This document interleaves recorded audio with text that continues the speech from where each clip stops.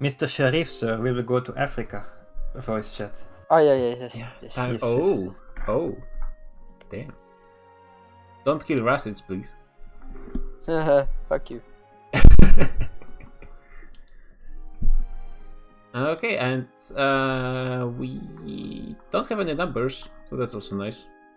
So we will be able to play most likely, unless Shavir forgot to enable hot joins, which he might have. He was warned to turn him on. Yeah. So we'll see. Also, I forgot to set up the waifu challenge.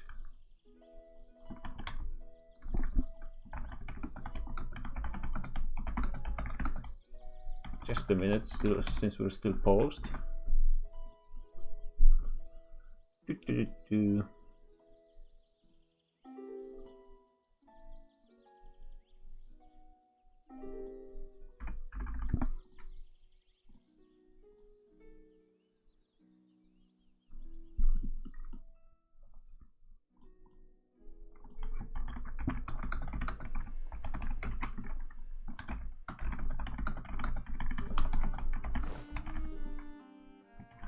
And we're starting.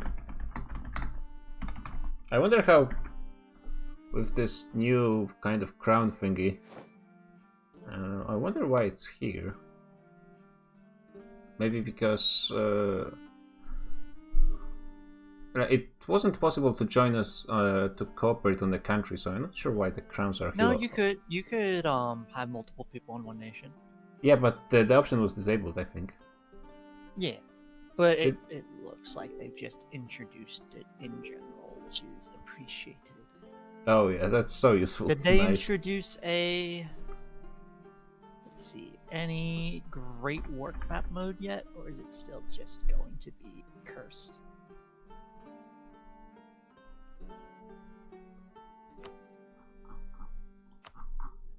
Not that I see. They would be at the bottom, right? I was just checking like general map mode.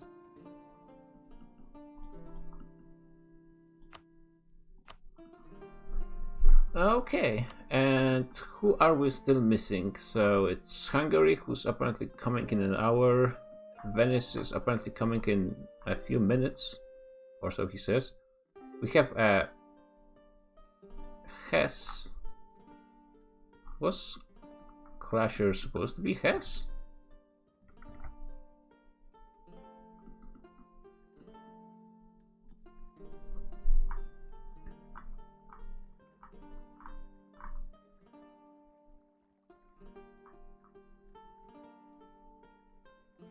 I don't. Oh yeah, he was supposed to be Brandenburg, but he's Hess now. Okay. Maybe he didn't want to start next to Pench on Teutonic Order. It would be a tough position for him. Leaves a bit more space in Eastern Europe then, and fills the HRE a bit more, which is at the current moment with no Austria, no Switzerland, no Bohemia still, which is also supposed to be filled. Its entire area is just empty.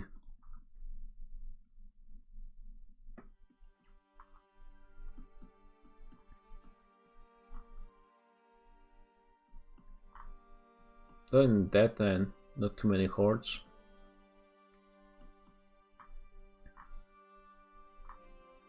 Huh.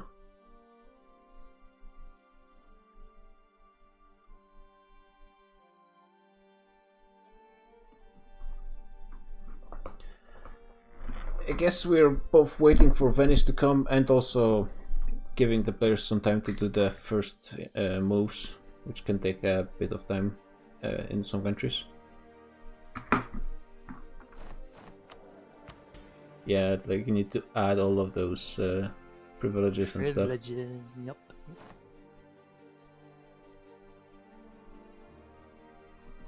Castile going to 4% crown land, while Aragon only to 14.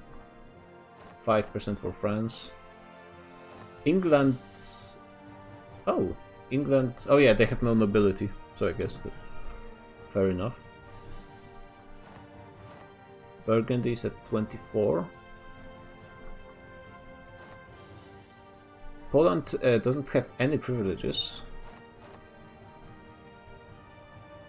And Lithuania is going into negative crown land, which, I mean, I think if you're going into low crown land, then going to 0 is fine. Pench as well.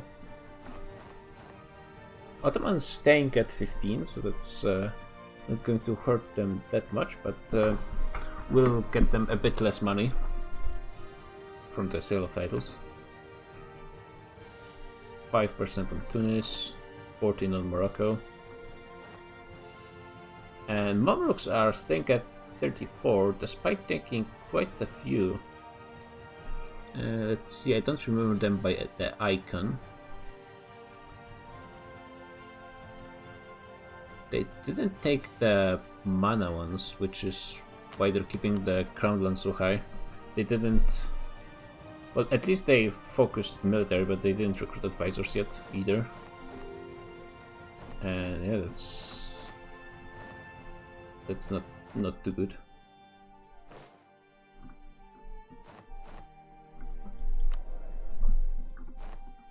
What? Oh, okay, the name of the king was not changing.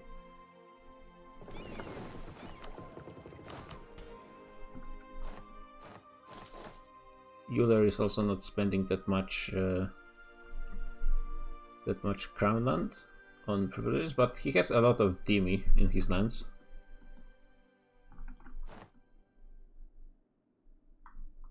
Timur is also maintaining 24 crown land. Quick peek at the Indians.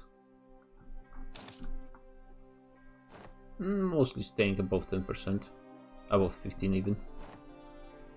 If I are going to 0, I don't really know that Tempt guy. I don't think he played with us, at least not too much.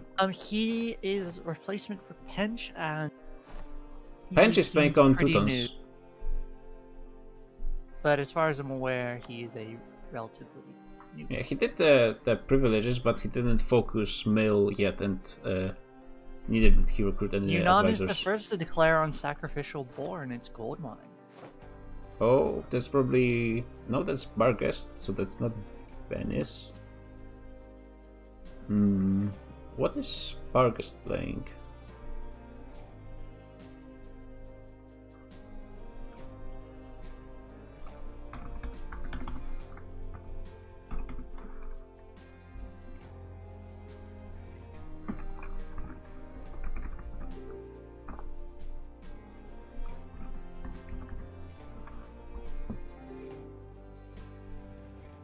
Ah, Florence. Looks like he dropped then, because I was... Yeah, he just dropped before.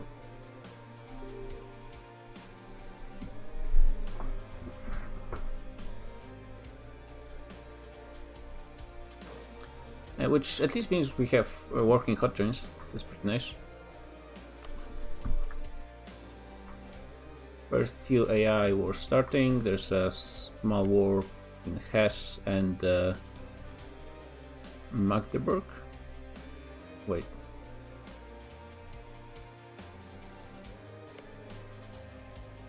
He's not even bordering them. Oh, he's farming mana, that's smart. Especially in HRE. Boku figured his problem with the mod, so now he's joining. He's going to be Bengal.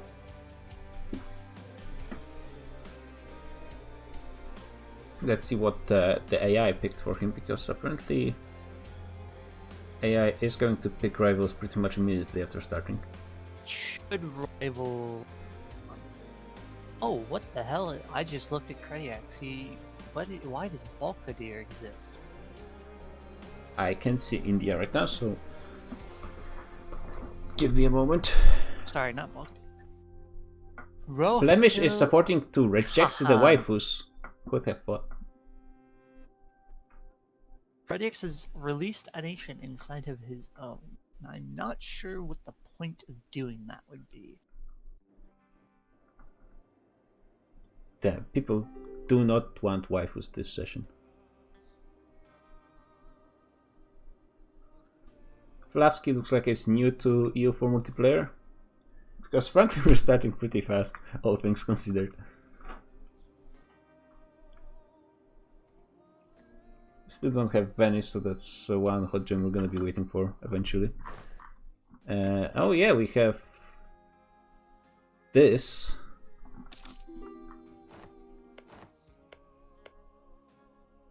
There must be some. Is it their original Did he course? maybe? Did he maybe think? Yeah. Did he maybe think they had core? No, they don't have cores outside of the Jean-Paul lands, so that's. I mean, there's always a bit more force than it, I guess, but that's. Huh. I mean, we'll see if it pays off. Interesting move, let's see if it pays off. QQ going for a jam. Pretty standard move. It's a very annoying war because of the mountains everywhere. Get a lot of attrition. Luckily, there's not that many too annoying forts in the area yet. And at the same time, Timis are going in here and they are going to capture the fort first. And Timis have the course on the entire country, so I mean, if QQ takes anything, then Timis get an easy casus belli on them. Which, considering what Flemish was telling us before, Timis might be interested in fighting. Oh, was it a stack wipe of QQ forces? I think they just got stack wiped in Ardalan, which is a mountain fort. That's why I said that this is a pretty annoying area to fight over. And Mamluks are indeed coming to help QQ.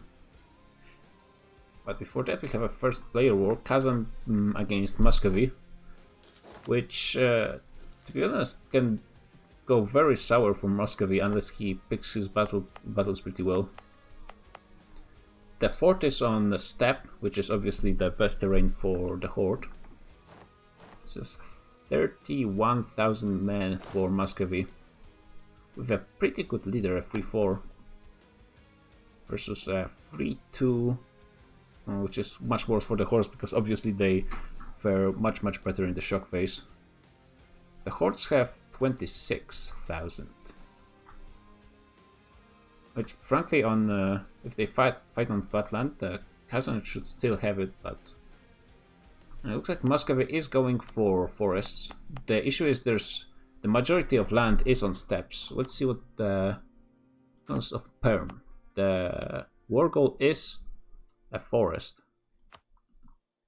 so potentially Muscovy might be able to force some kind of peace without even taking a single battle on flatlands.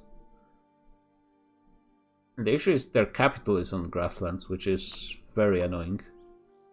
If the hordes get there, they can sit on it, and even with -2, I mean, they're not going to get -2, what I'm talking about, but even in the defensive battle, it's much worse for Muscovy.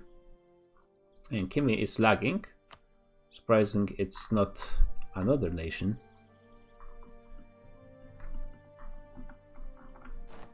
It looks like it's just a 1v1. There's the Muscovite vassals and Kazan's horde allies, which are pretty damn far. And unfortunately, both Nogai and Uzbek rivaled Kazan, so he couldn't ally his... And Great Horde, damn, that's... I'm not sure how often that happens, but it seems very unlucky to me. That all of the big AIs next to him just rivaled him. Just like 10-20k that those AIs could have thrown at Muscovy would be very useful.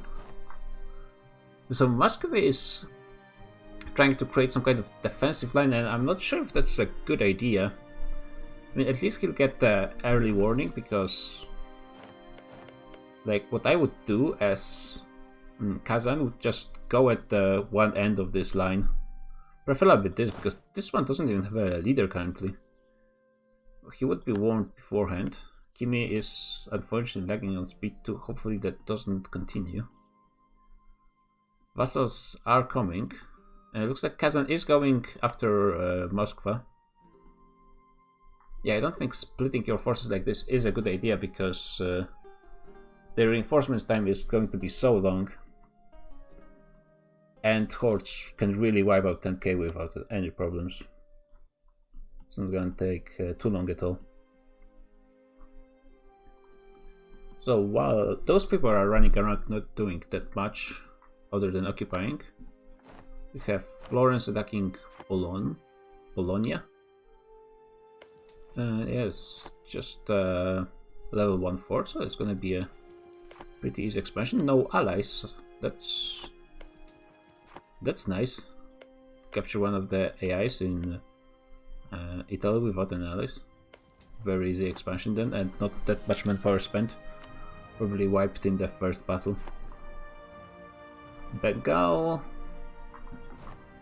is going after Orissa. Good target, like it's a good idea to wipe out AIs that could potentially be used to see the player.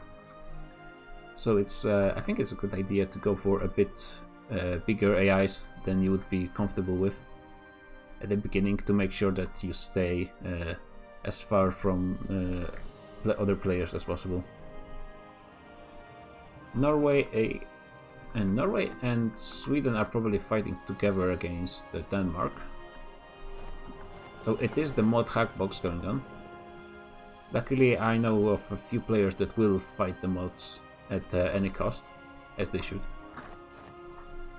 Kazan is being undecisive. He's running back and forth. He has his 30,000, a lot of infantry.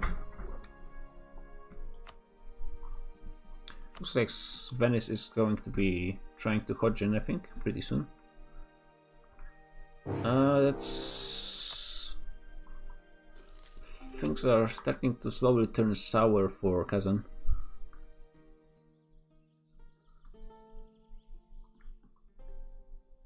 Like, I think he needs to win a few battles versus Muscovy, and if Muscovy wins 1 or 2 battles, then it might be over for Kazan.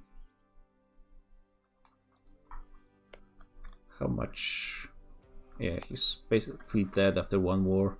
Milan Muscovy can... It's pretty much going to be dead after losing 1 war, but it's not going to be dead. And they... Oh, wait. Muscovy is also fighting Lithuania? It's a war of aggression, so it's no CP? What? He swapped his religion to Orthodox. What? Also taking part in the Sweden's War of Independence, but that's just because he's allied to them. Oh, so I guess Kazan now is... Is he going to join forces with Lithuania?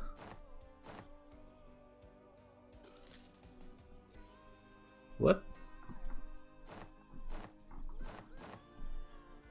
Lithuania is in no rush to go in, looks like.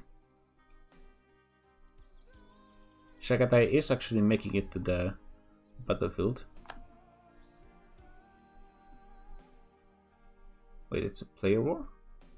Oh, because Muscovy is allied to Sweden. So Sweden is fighting against Lithuania, technically speaking.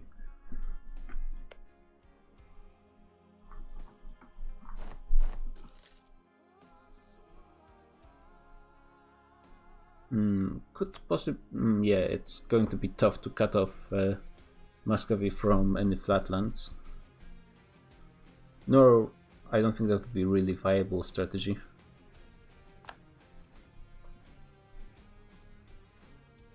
But yeah, probably Moscow can occupy more of Kazan than Kazan can occupy of Moscow. Especially with the vassals running all over the place. Like, AI vassals can be really annoying to deal with if you're lucky and they actually do just the sieges and avoid fighting. They can be really useful in this way. Vijay is fighting some AIs. Yeah, he's just getting more land in the south tip of India. Kilo also expanding to the north. Ethiopia is still not doing anything, despite having some claims on Adal. This is also a very annoying war because of the fort. They mothballed this one. This would be a really great catch to get it before the garrison comes back. But they're going for the gold mines, which is probably the smart move.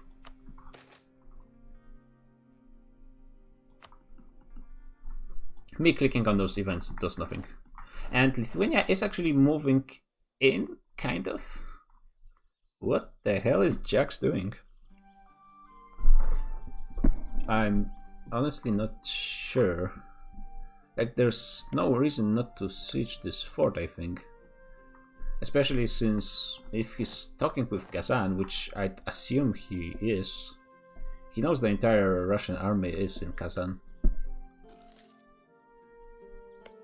So being timid with your sieges really doesn't give him anything. There's no reason to be careful. Unless it's just his own attack, but then...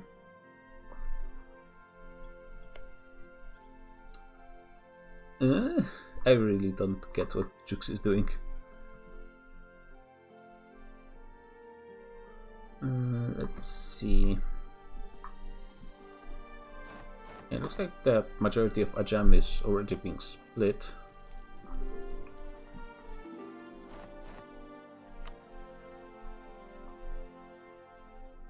How many? They didn't lose that much manpower, at least on paper, because in actuality Mamluks are out of it. And it was just one AI war. Teams actually have... they have about the same as QQ. But teams do have their vassals. And I guess if they got a bit better usage of them, it might not necessarily be their fault, to be honest, because sometimes vassals just do not do what you want them to do. Yeah, he set them on support, so that's probably the way to go, I think, if you want them to actually siege. But he didn't enable any of his armies to attach. It's like Sharu dies after 2 years, which means now all of those vassals are going to be assholes. Okay, but most of the issue is fixed except for Transoxania. Transoxania. That's right.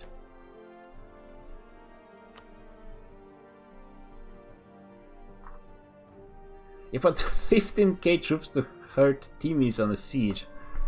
That's actually a very unconventional strategy. Never heard of anyone doing that. I guess like it depends if you're actually going to be fighting the war. I assume you will be fighting the war with Timis. I'm not sure if it hurts more you or him. Yeah, I guess Timis with losing of troops also became more vulnerable to the vassals rising up.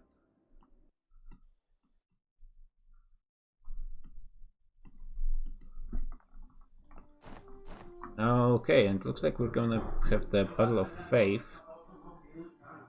The Muscovites are coming to Moskva and are going to be trying to lift the siege. Lithuania is starting to siege. I would need to Google how that's written in Polish, then maybe I would be able to pronounce it. Yeah, that's a lot of Russians coming from Moskva.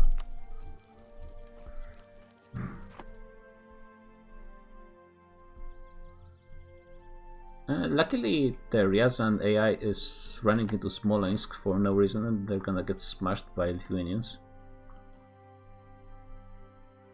At the same time, half of Kazan is being occupied. Luckily, the Chagatai AI is retaking the war gold. This is actually pretty damn important. And Muscovy is running back. Oh my god, both sides are just running back and forth, not achieving really anything.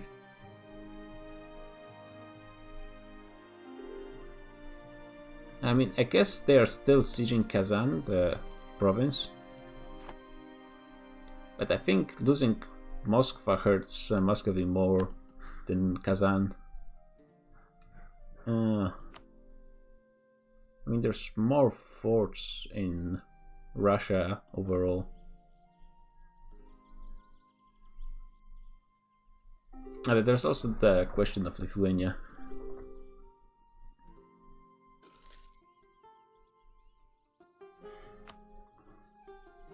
Yeah, not sure how to think about all of this. Either way, like for Lithuania, this thing is good because it delays Muscovy going into Novgorod. I wonder if he actually has a deal with Kazan, because if it's just an attack of opportunity, then I wonder if going for Novgorod might have not been a better idea, because you don't really directly antagonize Muscovy, but you take their like pretty much expansion area reserved for Muscovy. And some really good provinces as well. Novgorod is 20 dev and a fort. At the moment not that great, but that trade good is gonna get better eventually, I think.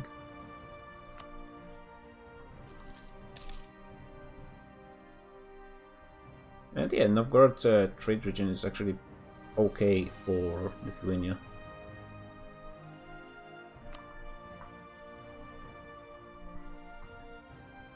And Chagatai is doing the smart thing, which is running. Oh, oh, it's actually Kazan that's controlling Chagatai because he used the attach strategy.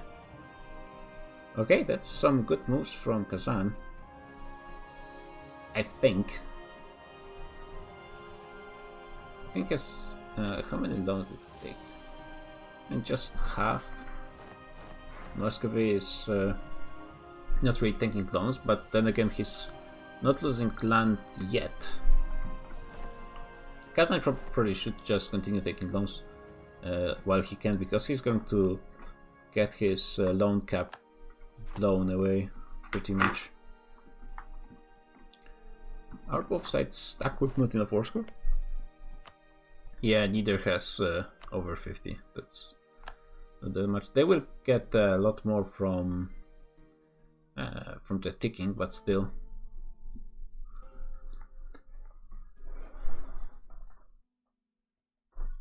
Okay, my Brett doesn't know that this is the meme box. You do not type in here because it can potentially, under rare circumstances, that's true, but it can lock the game.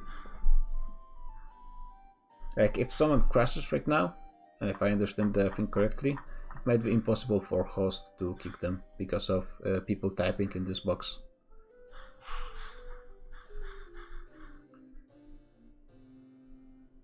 And you can never just assume that people won't crash in EU4 multiplayer.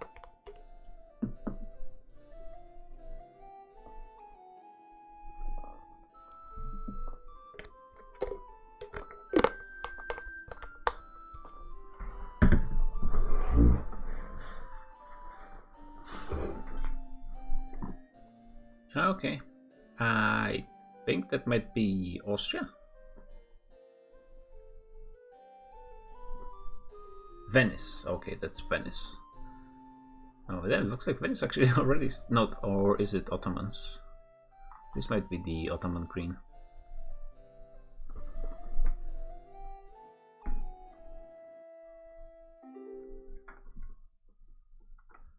Oops, people are just continuing to miss their. Oops.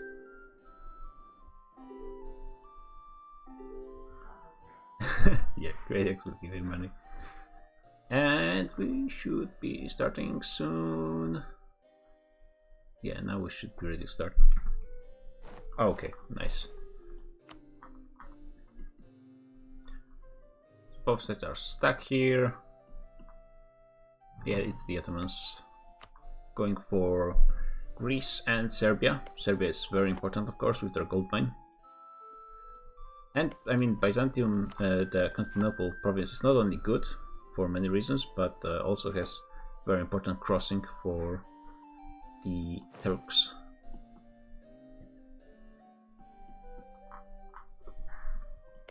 Oh, so Kazan is letting Lithuania control the siege of Moskva, and he himself is going back to fight them on the steppes. Okay.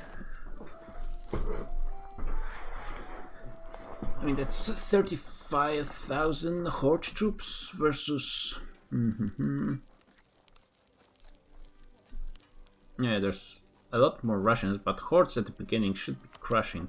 And mill levels are same for both sides. And they are both pretty far from them, from the next level. That's the... So on paper, Muscovy should get that next mill first. Yeah, they also have... Wait. What?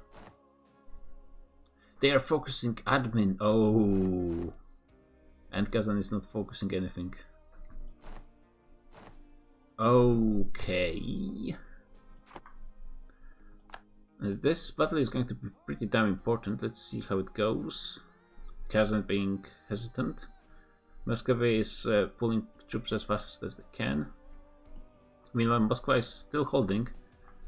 And Kazan as well. Now the hordes are running south now. Looks like we have an English war as well with... Yeah, it looks like this was just a fake war. And France received Bordeaux in the south, looks like. Yeah, I think that's pretty much all. Interesting that England is keeping Normandy. That usually doesn't happen. Kazan is trying to snipe the Russians' stack in Archali, but that's not gonna work. I mean, going from the east might be a better idea, because in this way the Kazan troops avoid a crossing penalty, so that might be not too bad of an idea. It would be pretty bad if they miss the opportunity to lift the siege. Where are they going?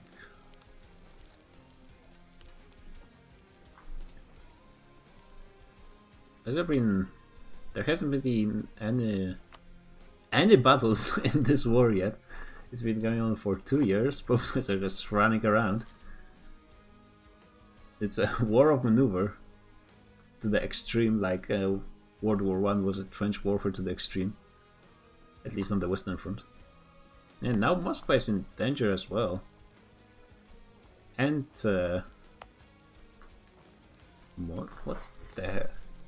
what is it called? Mozhaisk. Okay, actually, I don't really remember that name, but sure.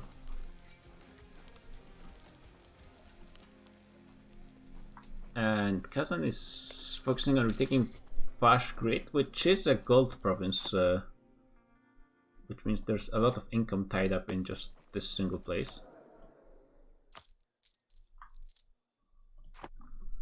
I'm not sure. I mean, he is pretty safe when it comes to... He's not in immediate danger of bankrupting, so I'm not sure if delaying was the right move here. Moskva is falling, though. I think one way or the other, Moscow is going to be in a tough spot after this. I'm not sure who out of Moscow can survive, but Lithuania is certainly going to be very happy after this war. One way or the other.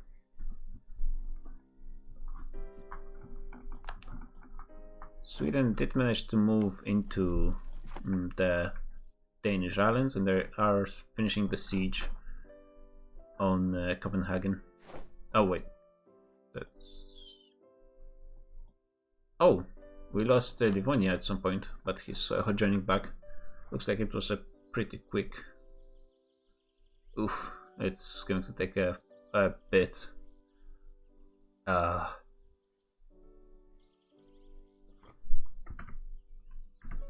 Okay.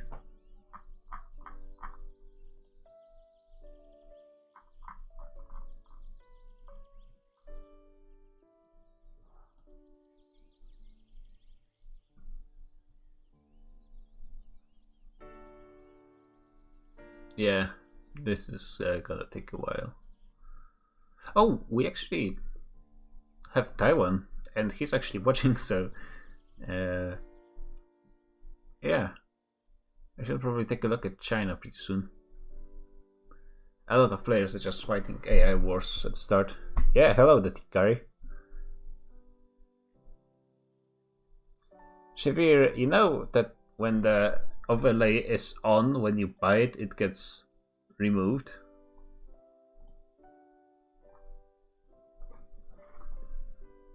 Shake my head. And you could have spent those points on waifus instead.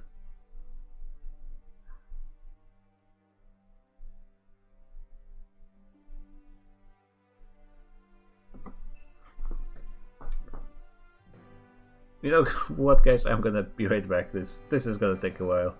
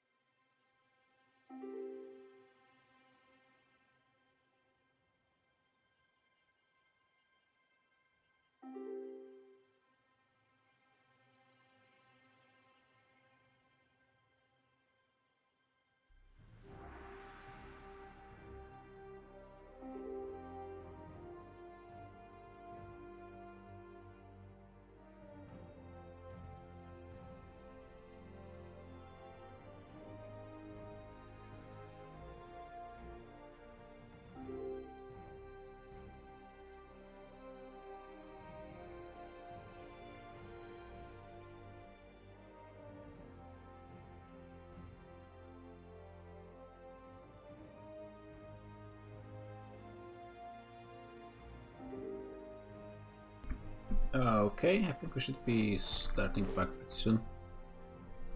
And yeah.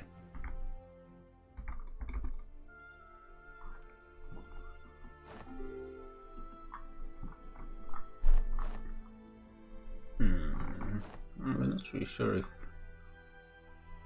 what both sets are doing is.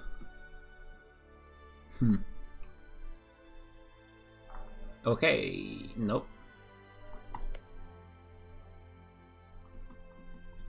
QQ is fighting Nogai.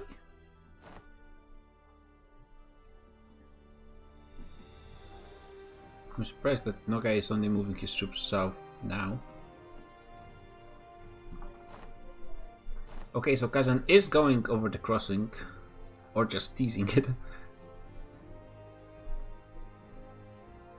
Both sides still have the same leaders as they had before.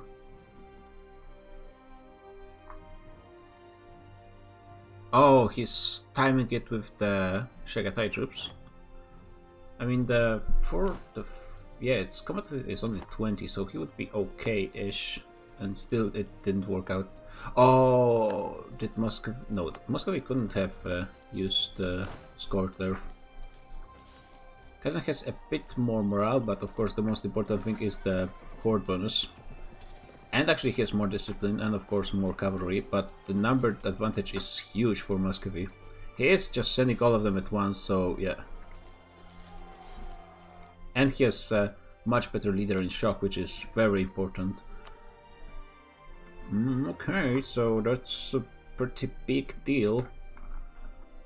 Kazan just lost the first and crucial battle, but at the same time, like, Muscovy is going heavily over the force limit, much more than either Kazan or Lithuania.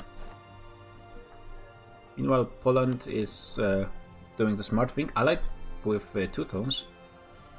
They are going after the playerless, I guess, Central Europe? Central Eastern Europe above Balkans, which is just a prime real estate for expansion for everyone in the area. We have Tunis province in Albania. Okay. Wonder what that's about. Tunis is expanding heavily in the Northern Africa. Meanwhile, Morocco is not doing much yet.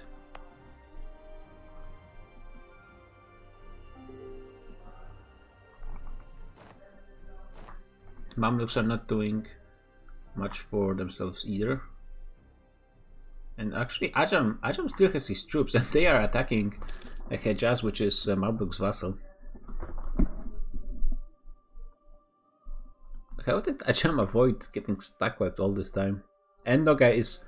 Oh my god, Timurids are being so lucky. All of the AI troops are running through their lands to their enemies. Oh, but Timurids are not at war with Nogai somehow.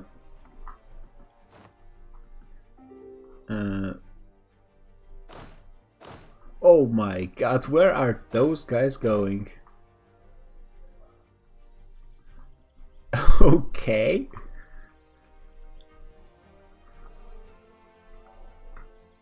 Oh my, they must have, so many must have died to attrition.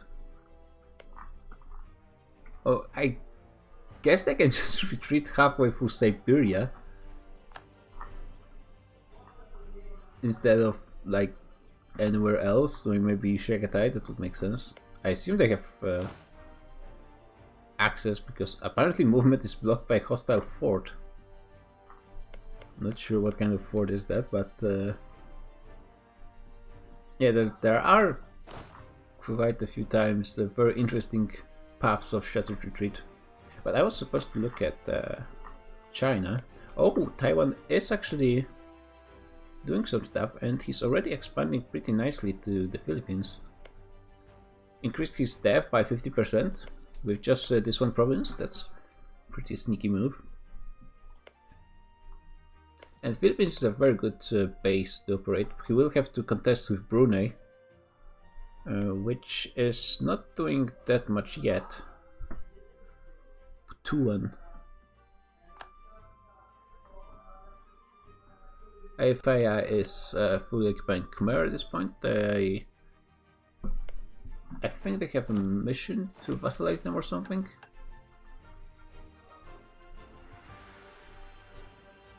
Yep, they got a subjugation from pretty much nothing.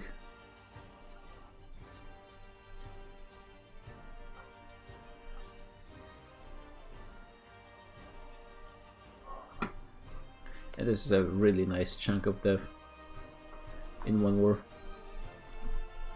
Fire Nation is going to Macau, which is some very rich provinces. Yunnan was the first to get Goldmine. Who's playing Yunnan? Lavsky. So I think that's one of the new players, but he clearly knows what he's doing if he's going for the Goldmine, and now finishing Sichuan as well. Zhejiang is not expanding that aggressively. Wei is expanding despite being just an AI. Gansu did quite a bit. Ate half of Shanxi already, which is some very nice forts in the mountains.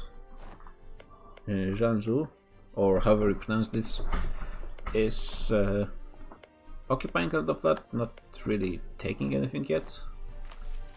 I'm not sure what their missions are for Manchu and stuff.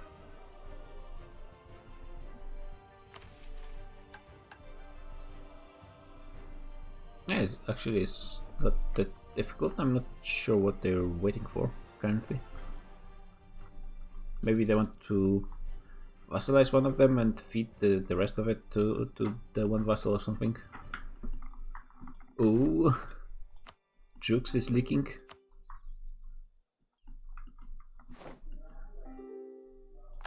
Oh, Lithuanian troops actually moved into Kazan.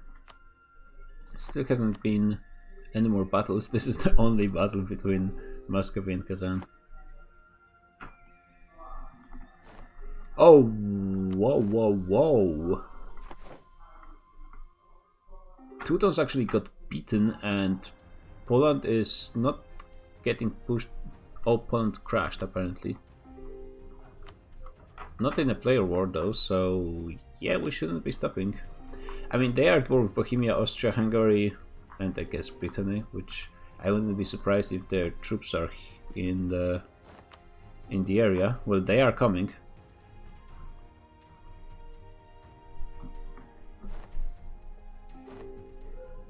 Yeah, this is a big war, that's true. Constance, that's a flag you don't see often.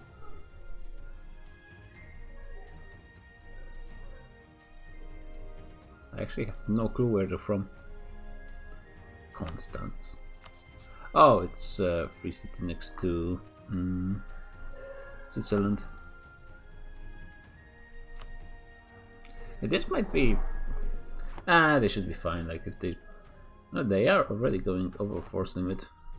This is going to be very expensive war one way or the other, but I think they should be able to take it. Might be dicey. Like at this point, there's not that many edges the players can gain over the AIs. So AIs can just overwhelm you with numbers.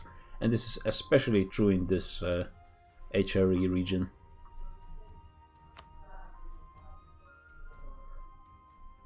And it's even just a single OPM is giving like 6 to 10k against you, which is a lot.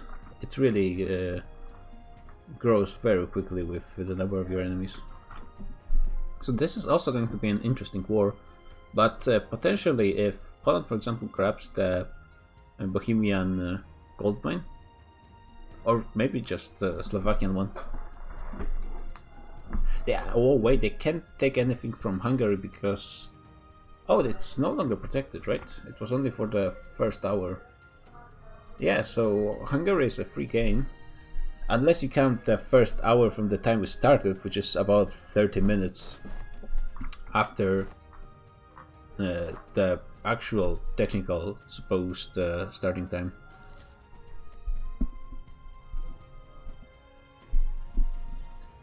Yeah, Poland needs to abuse AIs running around wildly and not being effective with their troops as much as possible. But this is not going to be an easy stack wipe. There's a lot of troops reinforcing, and Teutons are far away with very low morale. Poland really doesn't want to end this siege. They will be... Yeah, they're separating. Oh, they got it. This is really good. This is really good for them. Still, there's like 40k coming in. This is bad. Oh no. Yes. Now Poland and Teutons I guess, I mean, Teutons cannot really lose that much in this war. I think. Wait. Venice joined this war.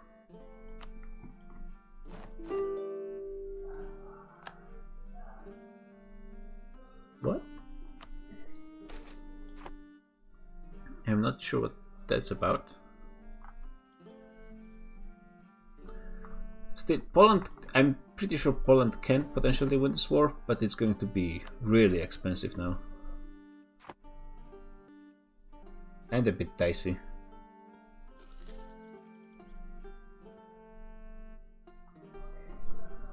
Sweden is still sieging Denmark. It's been 3 years and I think they pretty much won all the battles immediately. But early game sieges can take a long time, so I guess that's fair enough. Castile and Aragon haven't really been doing that much. I mean, like, the whole Iberia is just... yeah. Aragon didn't do anything yet, I think.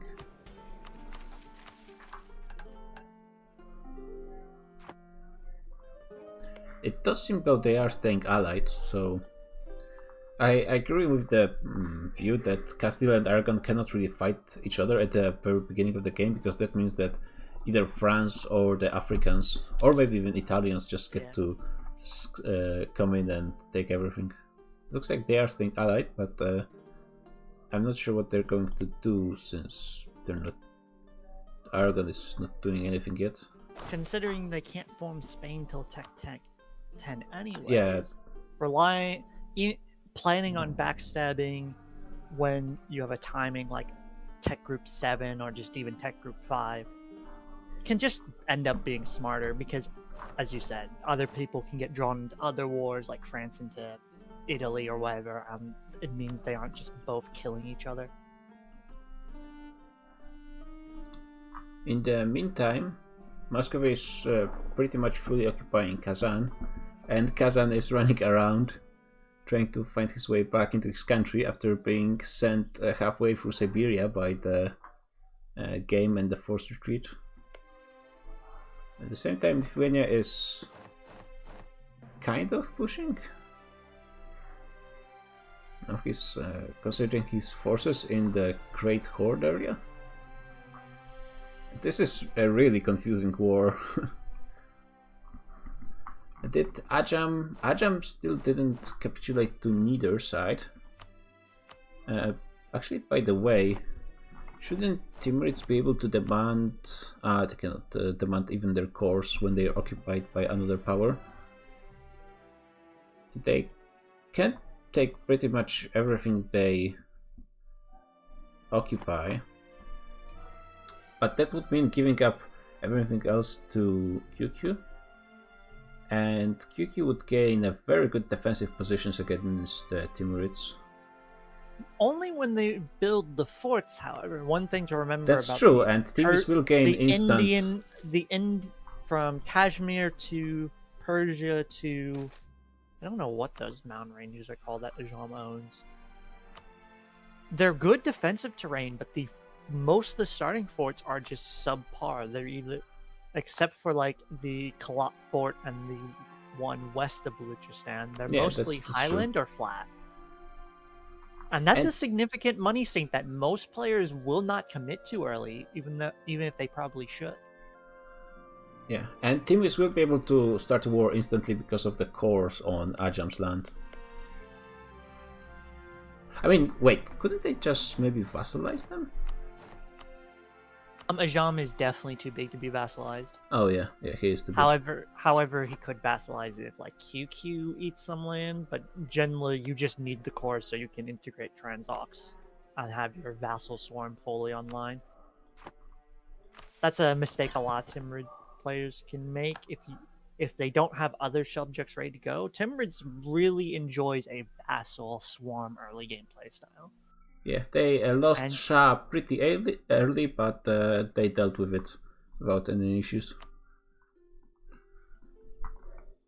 Well, Kazan is back in the Bash grid, which Muscovy can see now. I don't think they could at the beginning of the game.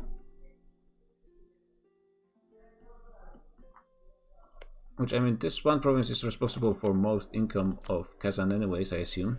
And they're doing pretty... it looks like someone is financing them. I wonder, I'd be surprised if that's Lithuania, because they're usually poor. Really poor. Oh, Poland is actually... Oh, they managed to win on Krakow. And yeah, the AI somehow managed to fight 2 separate battles despite coming all from one angle. Which is what you'd expect from AIs. Of course, which is really good. Still doesn't change the fact that this war is going to be expensive. Yeah, on paper the AIs have twice their numbers. 3 loans for Poland already. It's not too bad, but no loans for Teutons. That's what I was thinking, that Poland needs to commit, otherwise they will lose stuff to AIs, but Teutons are okay. Not really spending... I'm not even sure why they are in this war.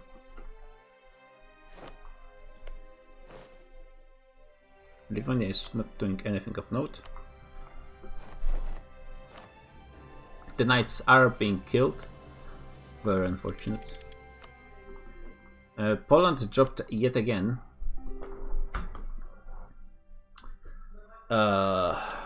He didn't desync, so that means the hotchkiss at least are not broken, but it's starting to be a lot of delays for an AI war.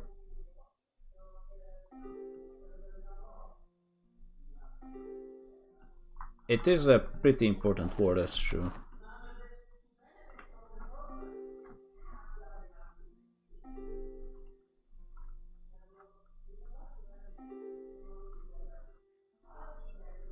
Yeah, the question is, like, we can let him join again, but if he just crashes for the 3rd time, then that's... I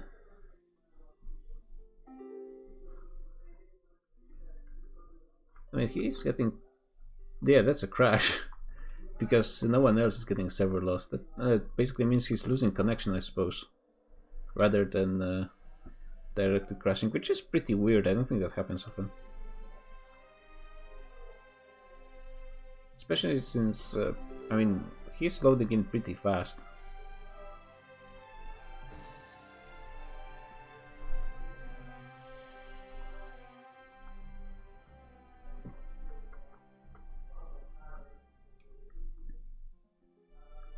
Oh, and now it's a slowdown. He might have just lost connection right now.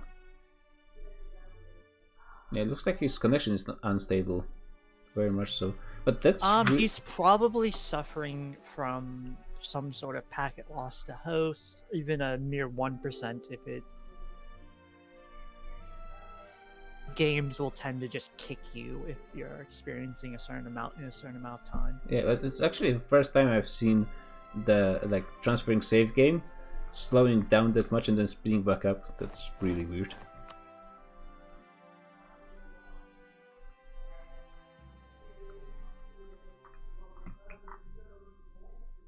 But Poland is definitely going to win, to lose this war if the player is not at the steering wheel. There's just no way AI is going to win this. Even player might have some difficulties, but let's see how Poland is doing. He's going for the low crownland strategy, which I think it's the way to go. I would go for even lower. He might have just gained a bit from something, I'm not sure. He is running only one advisor. I don't know how, but I've gained a bunch of crownland too, I guess from conquering. Yeah, you gain at the lower you have, the faster you gain, so you can earn it pretty fast.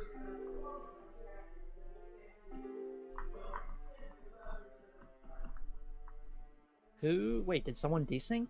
Apparently we're rehosting? Oh, because Kim disconnected yet again. So are we rehosting for that? Like, his nation's dead. It's first session. Just let it die. I mean, yeah, he can win this, but it's going to make him bloody, and in him surviving, it also kills The I problem mean, is at least we're- Bohemia or we're at least Hungary. wasting like 30 minutes on a single player. It's just one of those things where the priorities are backwards. Yeah, I guess. If it was like a different issue each time, it'd be understandable. But a rehost isn't gonna fix his internet. It's clearly his internet's the problem. Yeah, that's also a problem. It might not fix the. We made 5 years so far. We have 3 Muscovies? Yes, I know there was someone not necessarily playing on the nation, but helping the Muscovy in BC. Pseudo What? co-oping. So it's like the Paradox LAN style? Yep. I actually got a DM from him, or one of the Muscovies, asking me Wow, if I knew that's anything about that's the guy. some diplo going from Muscovy to Brunei. Well, I drew a lot of attention because I have this campaign winner tag, so people think I'm better at EU4 than I actually am. I just know what Paradox breaks, guys. I know how to exploit OP stuff like Hordes. Yeah, they actually have. Again, Oh. I'm honestly amazed no one's. I assume people did select it and it wasn't selected, but the fact that we don't see an Oirat or an Uzbek after the great conquest by the Hordes is just an absolute surprise to me. Yeah, but apparently, like, I think someone picked Oirat, but not that many. Yeah, Jux was apparently. People were trying to make him play Hordes, but he didn't want to. He preferred Lithuania for some reason. I But- like playing. I like playing in China because it's broken. I wanted to play Yunnan because I wanted to tag switch, like, let's see, to Tibet, to Tibet, to Lazang, to Siam, to the Chinese nations, to something like I wanted to tag switch like 6 or 7 times in one game. I could have tag switched to Sean because Sean has a new mission. I mean, frankly, for 3 players playing Muscovy, their diplo is not that good. I mean, they don't have any allies other than, I guess, Sweden, but Sweden Well, is. it seems more like it's they put a new guy to EU4 on the nation playing, so it's more like they're coaching rather than Diplo. I guess. I mean. I think with how effective it is, it's fair enough. Lavsky is doing Yunnan proud though. He realized that has a core on Z at the start of the game, so he's using Reconquest CB and got all of Sichuan, and he can also conquer all of Henan on that one subject, which gives him he gives him a large portion of China, a very large portion. And he already has the gold mine from the wild boar or whatever was that. Sacrificial boar. Sacrificial boar. Wild nation is the animus nation. Wild people, maybe.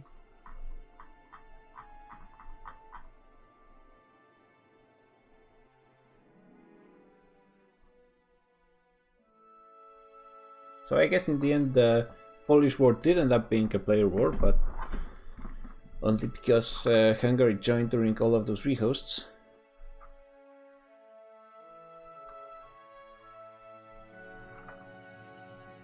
Now we get to see how long it'll take Kimmy to connect this time. Yeah, it's Leviathan is really hurting him. It's all of the new tags in the New World and Pacific. Too bad we didn't end up like cleaning up the place. I think it would really speed up the game for some people. If we just like removed half of those. They're like all of those tags are really not benefiting the MP game that much. Yeah, there's a lot of them in here as well. So let's see. Oh, looks like Teutons are being pushed back, and Poland as well from Vienna area. The important thing is Hungary. Oh, Hungary already peaced out, which makes it much easier for Poland to win versus just Bohemia, Austria, and a few minor nations. But still, it's at this point they've spent a lot of their manpower, a lot of Actually, they don't have any mercenaries. Really? Oh, I guess they just disbanded them? That's Hungary brave immediately DC'd. Oh, nice.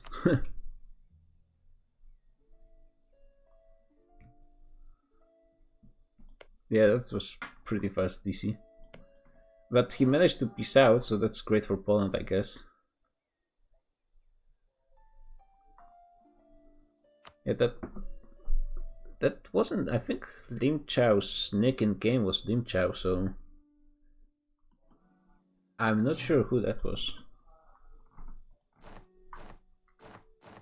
Oof, and Poland is getting into a bad battle.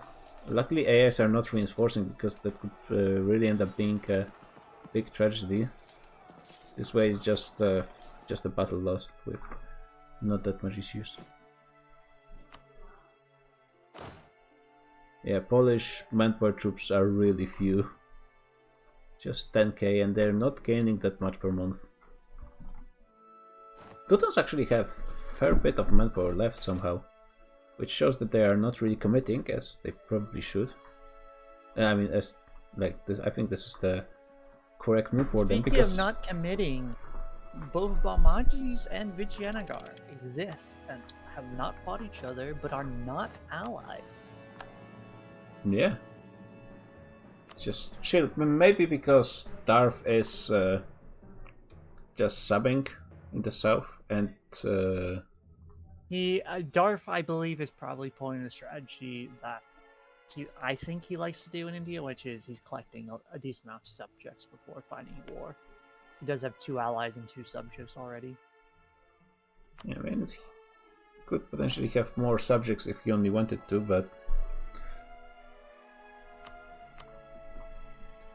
we'll see what he does. Yunnan is already going into Macau as well, which it's not the best provinces Macau had, but still not that bad. Fire Nation managed to snack up actual Macau.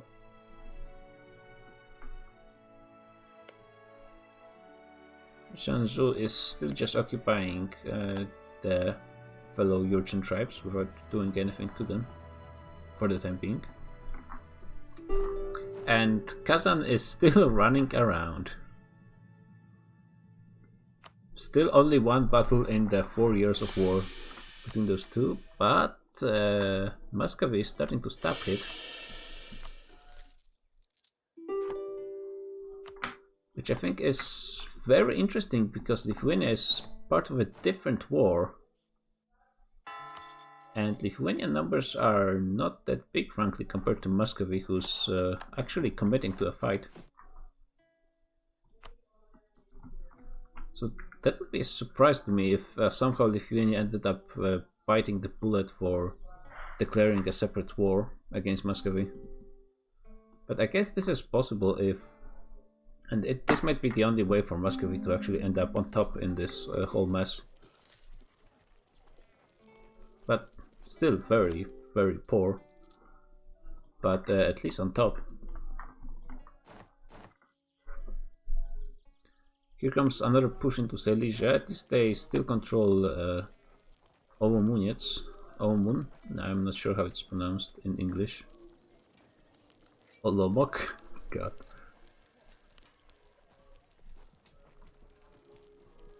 Let's see how many. So that's 25, 35.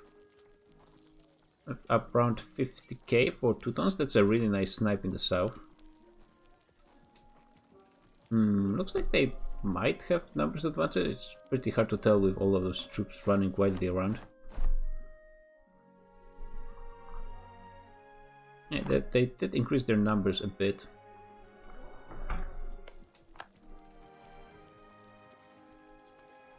Yeah, Teutons are doing a real good job just trying to snipe some AIs. It's really important in this kind of AI wars. When you're outnumbered. Teams are... Oh, looks like the war for Ajam was finished. And they basically split it up along the line of occupations, and Who started this? QQ immediately went to war against Timurids. Timurids only have their vassals, but QQ is supported by Mamluks and Hormuz, which is 3 players versus 1. Hormuz immediately ended up exiled on the QQ territory, so he has to go back and then return to Iraq. Mamluks have... I think that...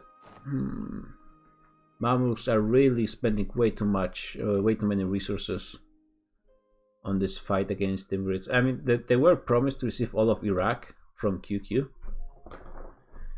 So on paper this is a good deal, I guess, because Iraq is a really good territory in an area without too many good provinces. But it all depends on QQ actually following on the deal and winning versus Timurids as well. And currently they are pushing. There are good forts in the south and a good fort in the north as well, to be honest. So yeah, Timurids will have to break through some tough forts, but do I think they And can Renaissance has spawned. Timurids have a lot of troops. And the war goal should be on Timurid territory. Where is it exactly? Right on the border, and it is being controlled with a fort by Timurids pretty securely, so they will be able to eventually get a lot of war score from that. And then I think some of those provinces should be pretty cheap with their cores, but actually it shouldn't matter because of the casus belli.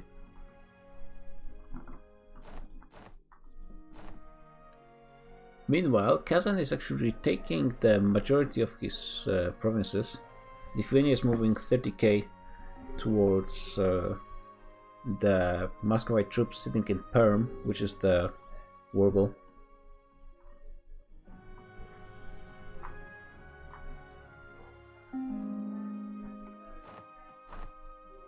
Oh, Norway looks like separate piece to Denmark, so they got a few provinces in the western part, and now Sweden, I assume, is going to take the eastern part.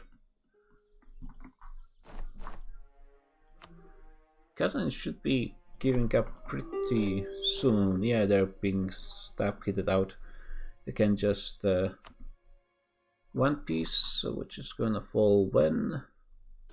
Oh wait, I actually can't see in this screen. I think by the end of April they will be out of this war. Actually, can I just reset it? Oh yeah. April, May. No, so they will be out of the war by the 9th of May, unless they somehow conjure up 100 admin power, which I suppose is possible with some kind of event, but not really likely. And yeah, here we go. Wait.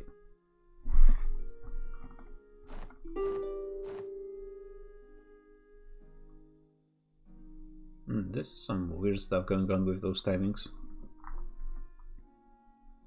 And with Kazan out of the war, it's going to be pretty interesting what goes on next. And if Lithuania commits, will he be able to match Muscovite power? I guess just Muscovy will be alright, but there's also a ton of vassals, which also brings a lot of troops.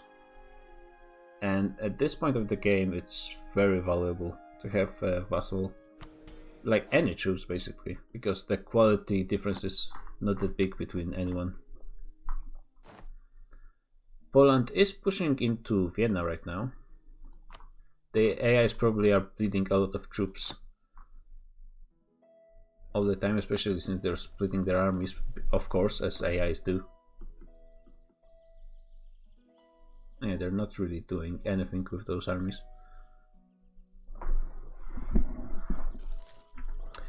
On the other hand, the player armies are also pretty split. Like there's 12k in the south. That's actually a bit more. It's just not showing up properly. 12k only Polish troops with additional 7-8k of vassals.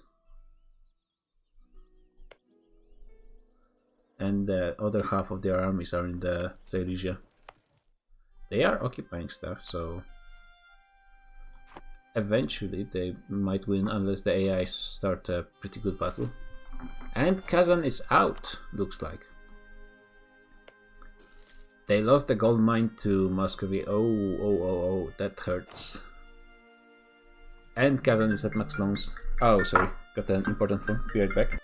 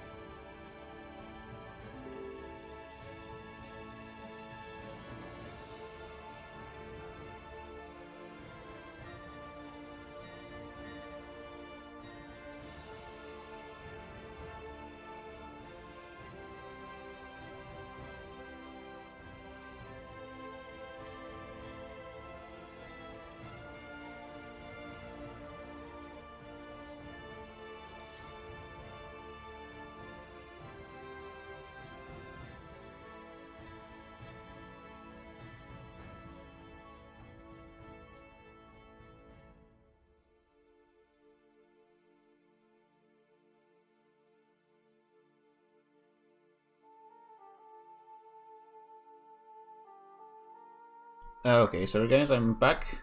Hello, banana.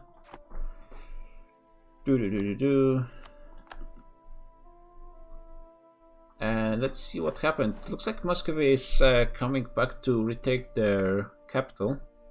And Lithuania is actually moving their troops as well. But still, there was no Bakhmanis Vijay war yet, actually, so no, they're just chill. Actually, I think there's some new wars.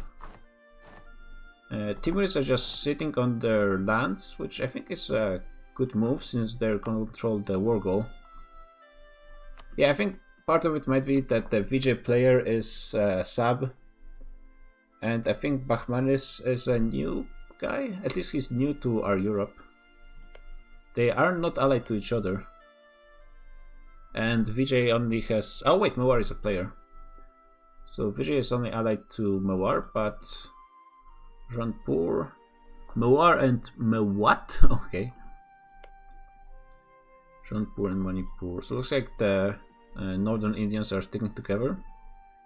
It's just basically nothing happening yet in India. Hormuz is moving in from the south, but on his own there's nothing he can do against Timurids, and it's like this area is pretty well protected by Mountain Fort. Is there anything from this side though? Not really. As he can only go to this province. So yeah, Timis are set to pretty easily at least win the war, but how much they will gain from it is different questions. Meanwhile, Ottomans are doing pretty nicely. Yeah, they're kicking off AQ from the war, they're gonna take more lands in Asia Minor. They already have the gold mine. Venice is going to be taking the rest of Serbia, looks like. Meanwhile, the Polish war against half of HRE. I mean, like, it's not that bad, it's mostly Bohemia and Austria. If it was against the half of HRE, they would be dead already. I mean, we have one cursed alliance, which is Ottomans and Mamluks. It's pretty cursed. The issue is Ottomans are using this alliance and the overall lack of players around them to expand, and Mamluks are using this time to help QQ versus Timurids. Which means it's all gonna depend on how much QQ wins and then stay faithful to their ally. Apparently they promised Mamluks they would get all of Iraq, which, I mean, fair enough, it's a pretty good deal. But yeah, I mean, like, we were supposed to have players on Austria, and also the player on Hungary actually, like, he just dropped, had some technical issues. So yeah, Ottomans are in a very good position right now. And Poland too is struggling in this AI war.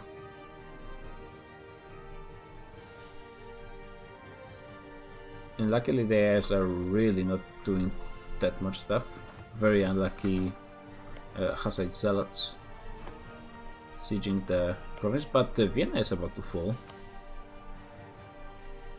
At this point I'm not sure if Poland is really better off just taking whatever they can and finishing this war, or should they just continue fighting until they... I guess they don't have that many loans, so they should be fine.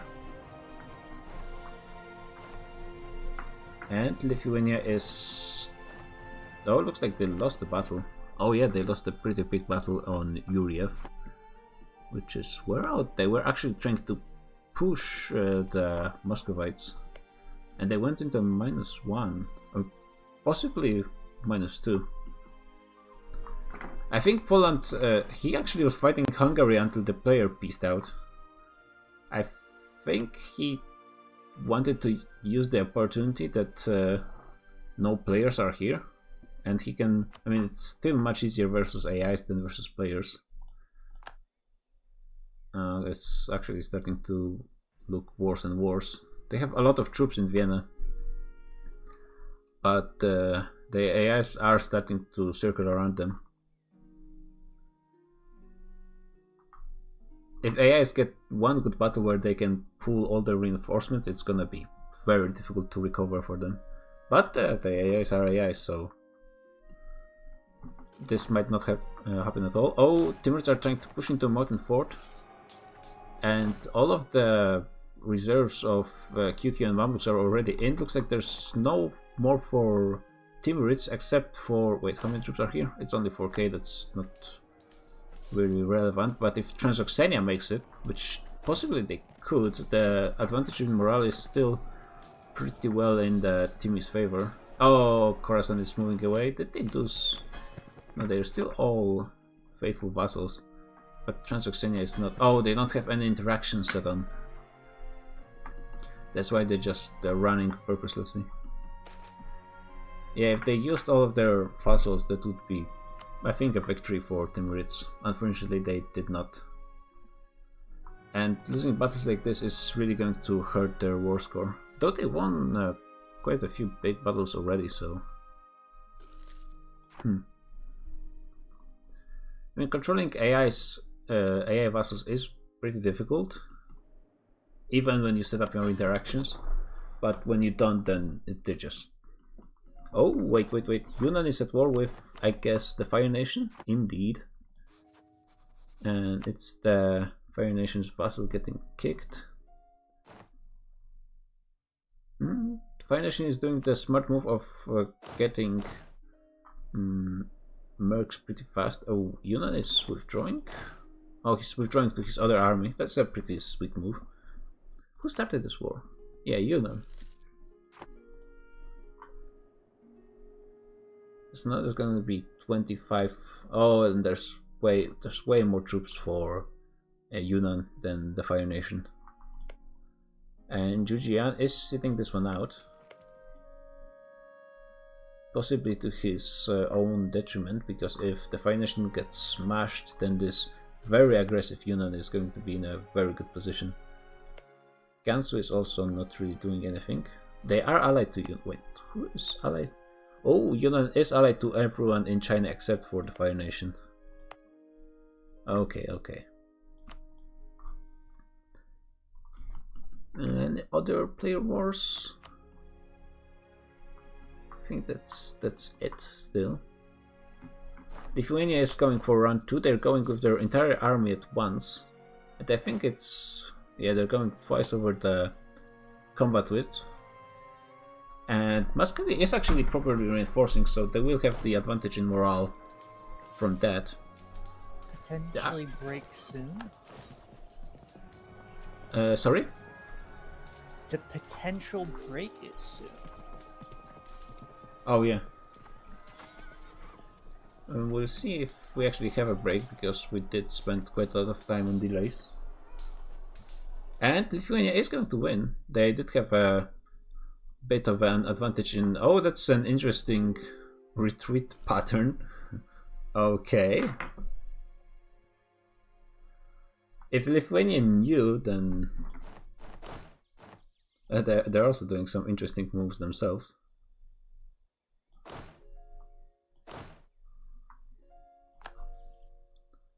Or no break. Kazan is using this time to take some land from the Great Horde.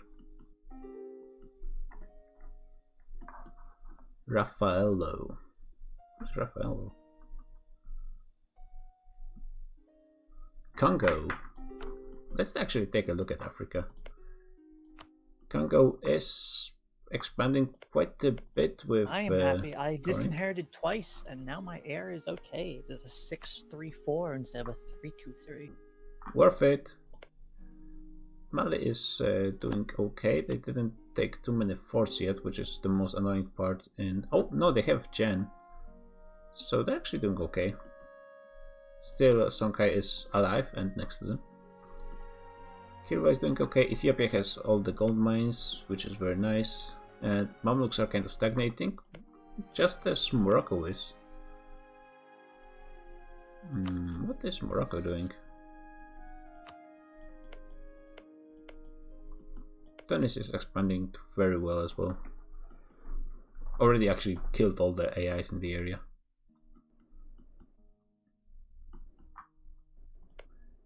Ooh, Ottomans are sending 12k to support Mamluks. Which is interesting that they are actually sending some troops. And 12k is... I mean, that's 1/3 of their army. They are fighting Albania at the same time, so it's not like they necessarily need those troops, but losing any manpower at the beginning of the game can be pretty annoying. They can also take the next, the Miltech. Ooh, we have a China war. Fire Nation attacks. The other way around. Iran attacks. Yeah. And somehow, wait, did Fire Nation won those battles? Damn. I was checking just a few minutes ago, and it was looking pretty grim for the Fire Nation, but somehow they managed to actually win and are now pushing into Yunnan. And Yunnan is in this tough spot that while he had a great numbers advantage at the beginning, because of all of his expansion, his manpower is very low. So it might be tough. Meanwhile, Fire Nation is just above and has just a bit of manpower. Z is a larger vassal than Guangxi, however, so if whoever utilizes their vassal better will have more Yeah, sustain. Guangxi has a lot of more manpower than Z as well.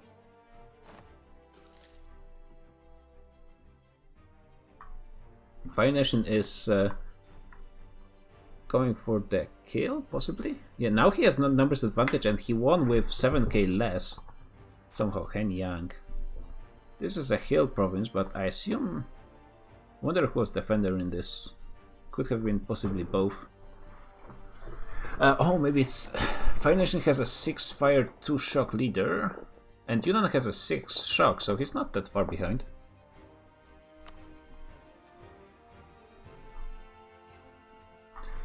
That's a good question. Fire Nation probably has something pretty damn good. Not really. 10% goods and 10 mil tech. Unless he's ahead in mil tech? No. Wait.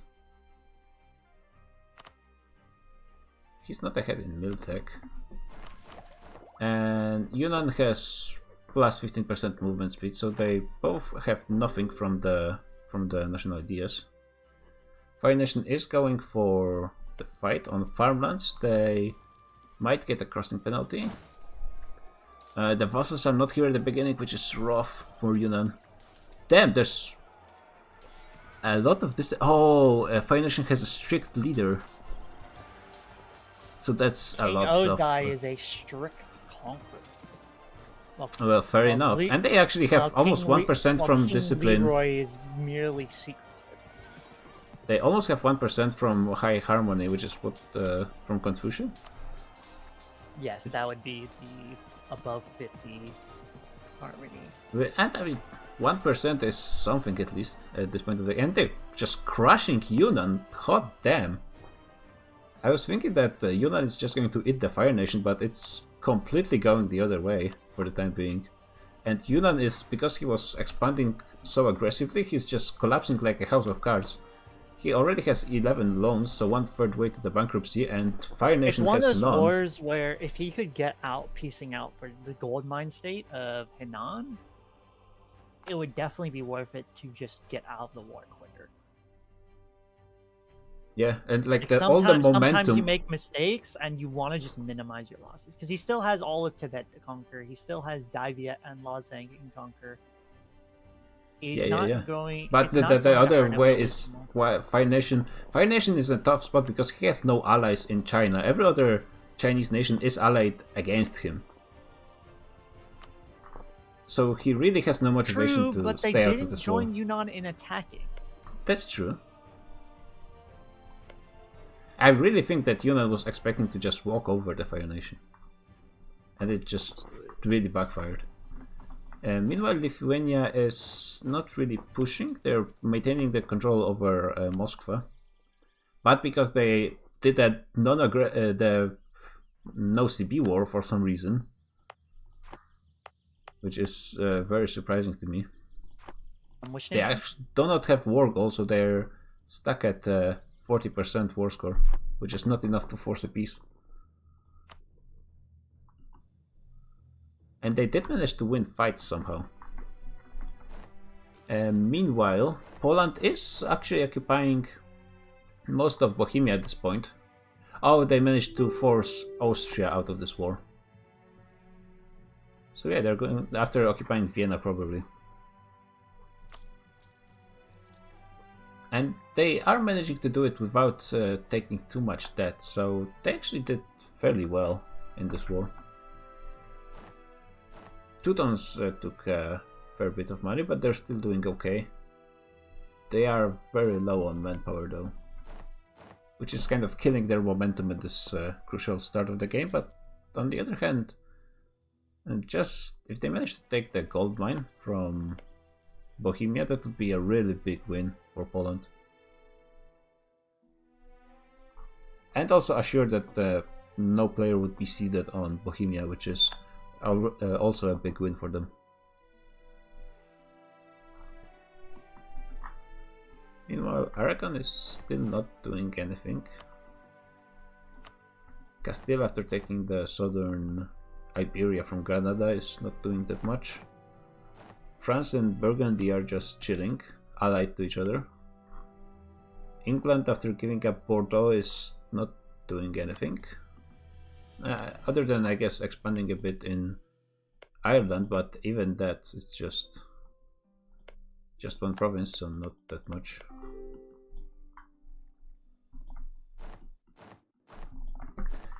Meanwhile, the Timurids lost the war goal, which is pretty big, and their entire army is still running around.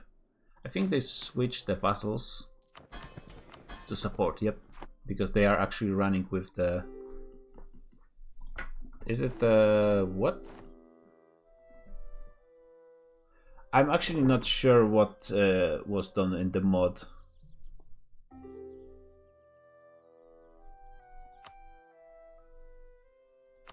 Since the last campaign. I think they did something to colonies because they were talking about it, but I'm not actually sure.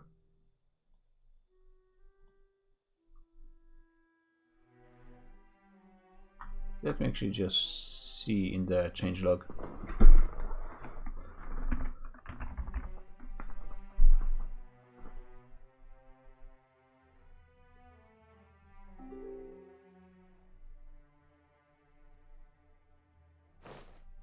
It looks like they set all colony modifiers for manpower, sailors, and fleet force limit to the one of the self-governing colony.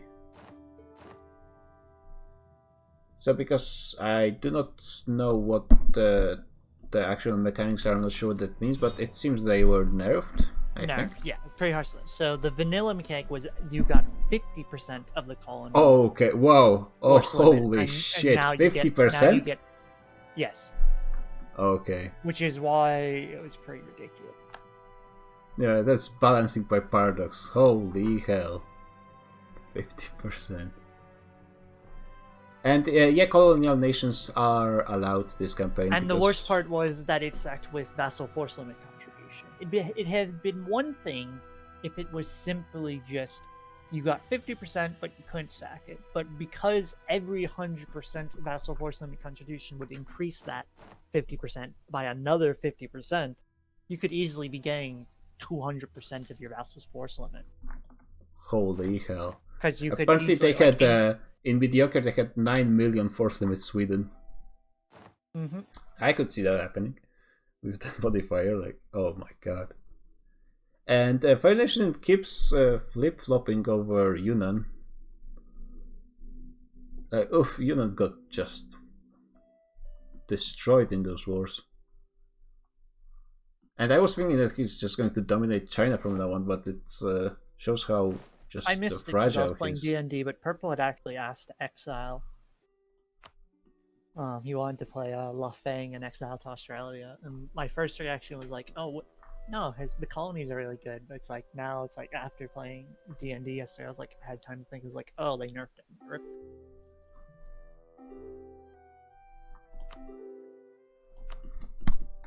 Oh, yeah, he's not in the Blue War.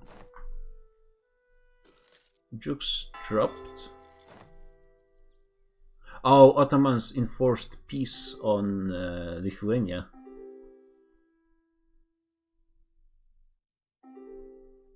So why did you leave the game, Jukes?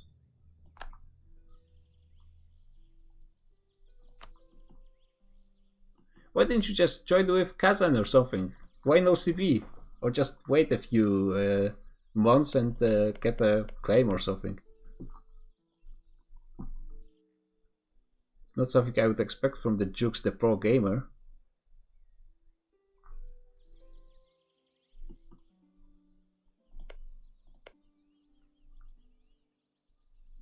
But why didn't you ally with him beforehand? Like, didn't you at least talk with him?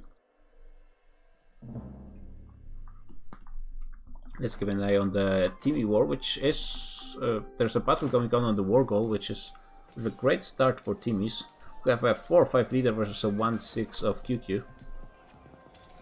So, Timmys have an advantage, but not that big.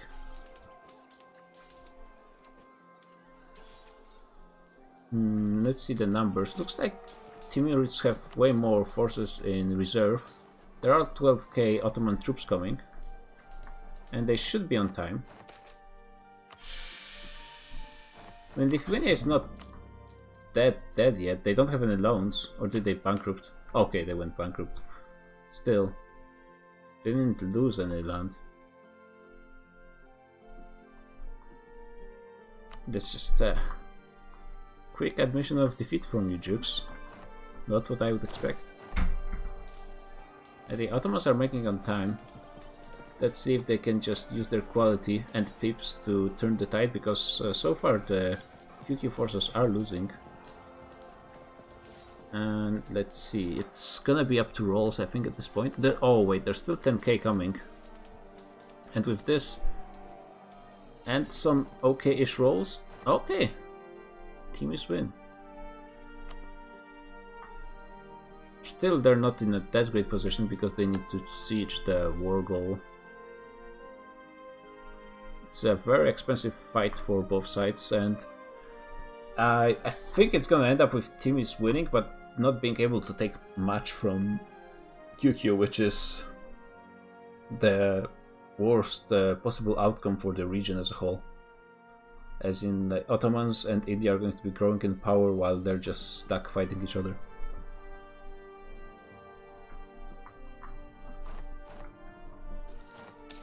Meanwhile, Yunnan is continuing to disintegrate under the Fire Nation's offense. What's the... Yeah, the war goals should be ticking for quite a while. There's a lot of occupations to take, and Fire Nation is not really sieging anything yet.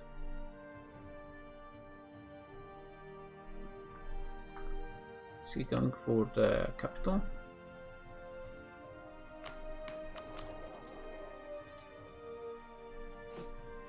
Why is Yunnan not trying to recruit more troops? Oh! That's because he already hired basically all mercenaries, so he can have at most 4k more troops. Oof. It's not looking that good. So, is Fire Nation troops basically just...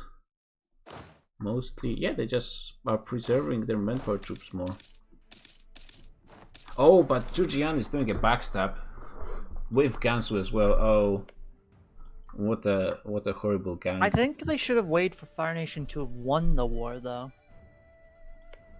There's no like. Yeah, because now if the Yunnan might turn the tide and actually gain land in this war instead of at least Because temporarily Gansu could have losing gained it. land from. Like, I don't see how Gansu gains from this. Versus if they had let Yunnan get a bit more crippled. Yeah. And that's a lot of Chinese coming into the Fire Nation.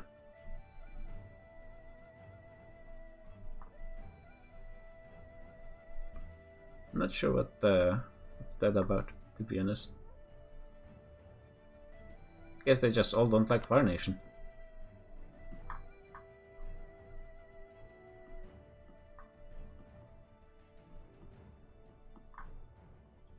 And yep, as expected, Poland is going straight for the gold mine in Bohemia, which in the end was a risky play, but is going to pay off, I think.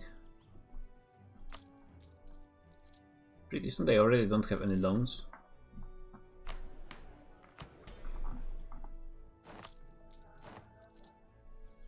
Teutons, on the other hand, didn't gain anything from this war yet, so they will be still forced to spend some more to gain land, probably in Germany.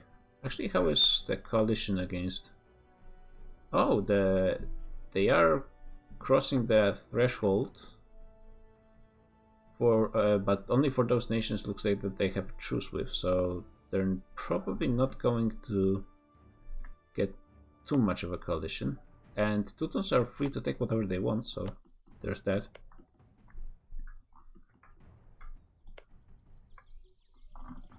Yeah, in the end, Muscovy just goes back to fighting Novgorod, so just delayed by 10 years, but... What is this music? It's just...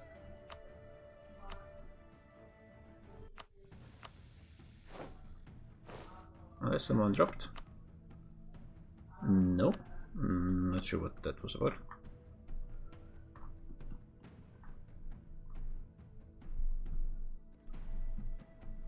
Fire Nation is going to try and go for a battle, but there's so many enemies. At least he's going to be fighting on farmlands if he goes into offensive, but I'm not sure if he should be going on the offensive. Wait, all those...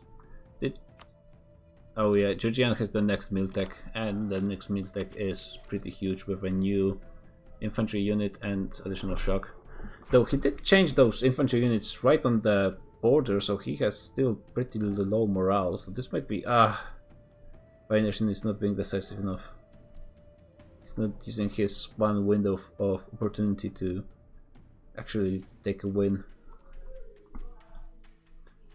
And he didn't get to... He is... Oh, he was running for reinforcements, but I don't think that was the play. Yeah, now Zhujian will have the morale and the next unit. And he didn't get 50% on Yunnan, so he cannot even start to staff hit him. It's tough being the Fire Nation, looks like. Timurids still didn't manage to recover the war goal, and I guess Arabian Alliance is coming back for more. And they have a lot of troops. I think at this point they have the numbers advantage on Timurids. The thing is that I don't think there's a... Oh no, they do have a mountain fort here. Yeah, so they're actually pretty well protected. This one is drylands, but it's very annoying because you have to come from a narrow line. Let's see how it goes. I think this time the Timurids may be pushed away. They still have 10k more here. And Fars is actually bringing 5k, so this is a bigger reinforce than appears. If they do not manage to reinforce on time, then yeah, that's going to be an easy victory for Timurids. Okay. There's always a possibility of your enemies just mismanaging stuff and granting you a victory that you wouldn't expect. Looks like Castile, Aragon and Portugal are going after Morocco, who looks like is being betrayed by his... Wait, he's still allied to Tunis.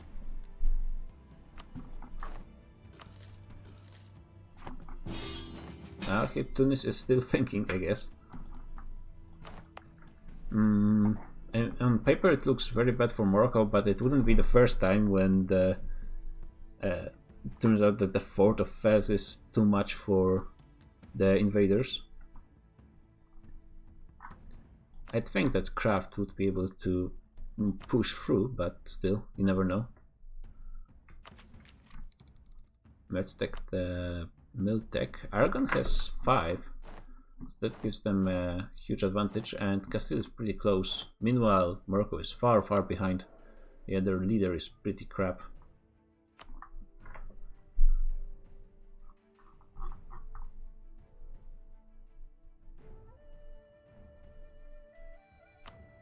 And Tunis is joining in, he's moving his forces towards west.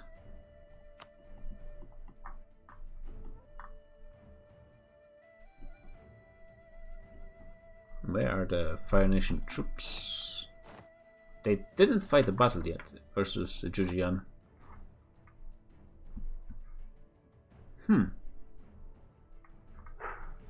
Seems like a strange decision to me.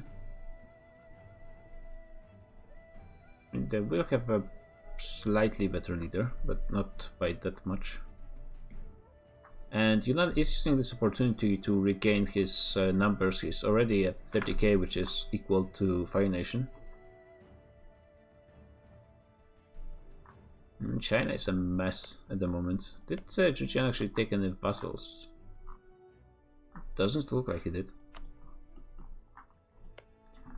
Actually, what was Brunei's heir? A 634. Worth keeping, I think. Morocco is not recruiting more troops yet. I guess he has some time because he's not really going to be committing to defending Tangiers. There's really no point.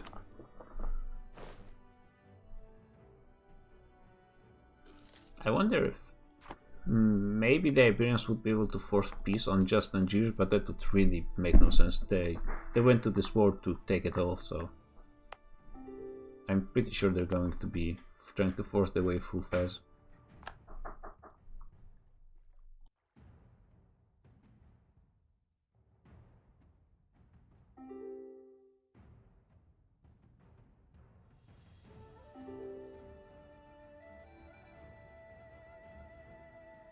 Sorry. Okay, let's keep looking. Timurids are trying again to push, but I really don't think they have a chance on Molten Forts. They're being pretty secure so far. The battles were too close to be able to try and win with a -2. So, way too much.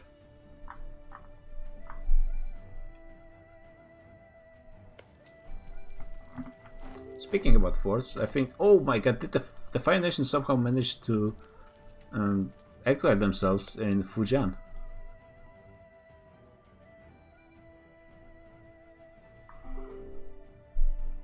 Okay, I actually am not sure how that happened. And oh, they waited for the next Miltech. Okay, that's smart. They were close enough that they thought they could just wait, but they would need to change their units, so going for a battle straight up is not going to be that much of an improvement.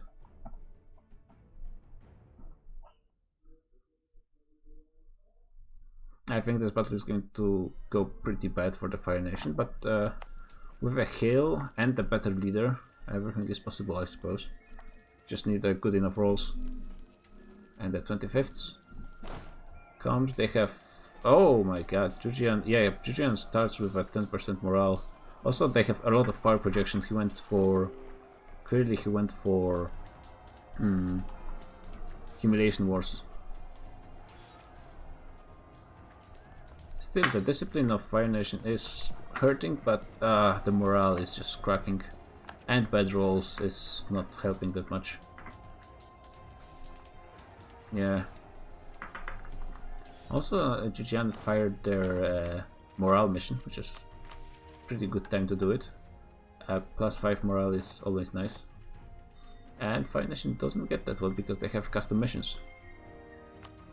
Wait, Jujian doesn't have missions? No, Zhejiang has some of the best missions. Oh yeah, he has them in the bottom. But it's And- much more conquest heavy. And he has the general missions. I think that Fire Nation should have some of the general missions, does he not? he has I some. thought all the yes. Chinese got the general mission. He has like one line of those.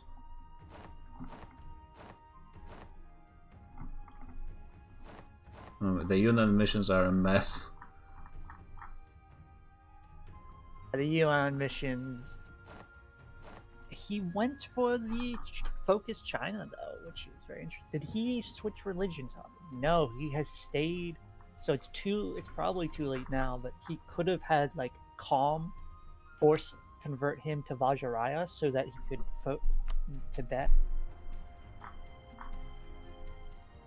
Yeah, that's weird that Fire Nation looks like maybe the only Chinese in the area, at least from those playing, that doesn't get the 5% morale mission.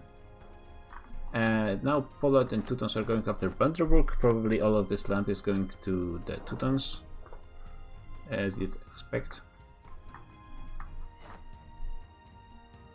And Tunis is actually going for Tangiers.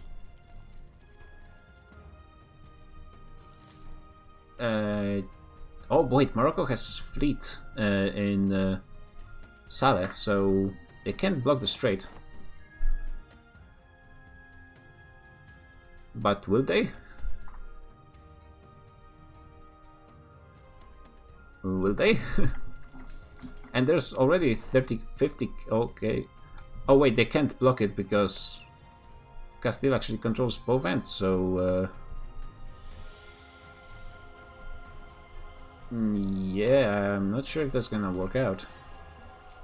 Tunisian troops are actually behind on morale, not that much, but slightly. They are on par with tech, but Morocco is behind.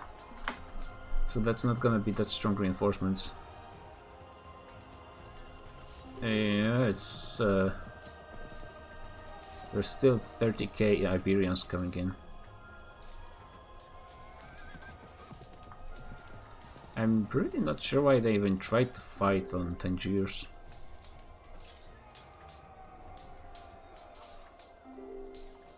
I mean, it is fairly close. Let's check the leader. The shock is pretty good on Tunis, but overall the Portuguese free is better. Aragon is going to reinforce on time, and there's 14k more from Castile. Yeah, this was actually pretty close until the Castile reinforcements arrived.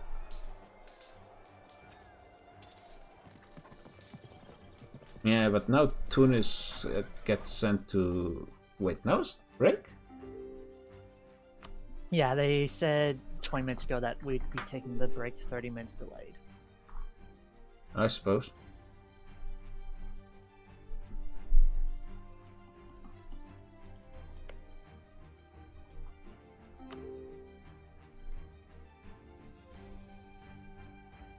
Oh wait, did Norway lose an independence war? They did gain land, so...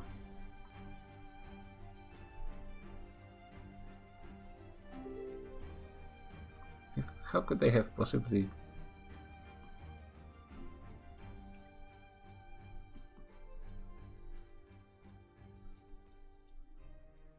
I guess they didn't gain independence because they just took land as a like not the main leader of a war, so they didn't regain their independence.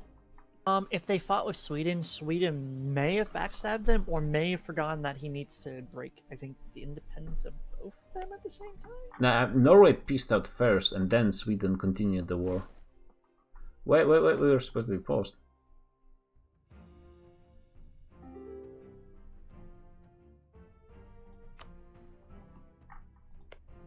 I mean, I guess that doesn't really count as losing the war.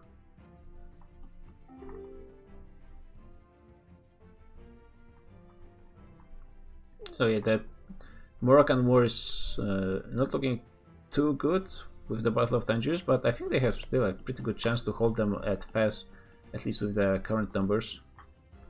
Meanwhile, Timurids were pushed again from the front line. I wonder if did they lost on the war goal, or did they try to be adventurous and pushed too hard? Oh, apparently Morocco was betrayed by Aragon.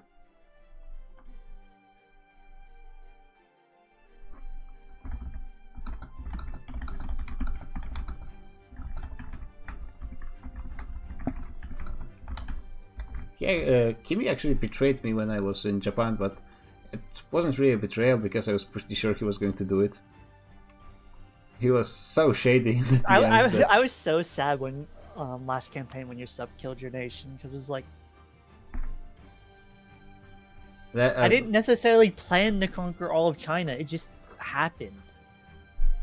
I was Rathit's. Like I didn't want Spielberg to just blow up his own nation, but he just didn't play it. You left and your sub mothballed your forts, and I was just like, I literally can't defend this. What? You were Sichuan last campaign, right? No. Oh, I'm thinking XVR. XVR sub. Oh yeah. Second session of the happened. campaign mothballed his forts and immediately got declared on. I was just like, well, I guess I'm conquering China now. And he was in a good position as well. Like he had a lot of land, if I recall. He had a lot. He had like 3 mountain forts. Like he was basically unkillable if he paid maintenance.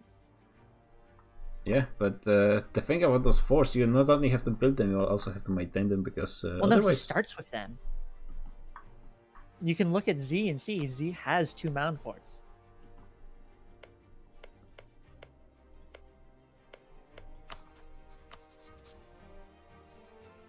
There's one.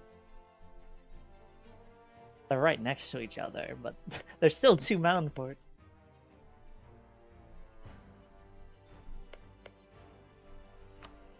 Oh wait, I'm dumb. That's a river. I thought that was 2 provinces. Yeah. That's... I'm looking at like there's 2 mountain forts right next to each other. Nope, it's just a river. Rip. Okay, since he it's a break, I'm actually gonna be right back. Looks like we had some hot drinks in the meantime. Ooh, Venice is looking quite big in the Balkans, taking charge over Bosnia and also taking a bunch of Serbian provinces.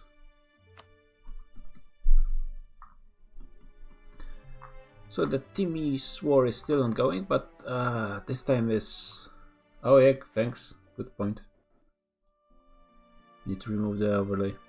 Also, I still have hot joints, so... Ehmju, who are you in the game?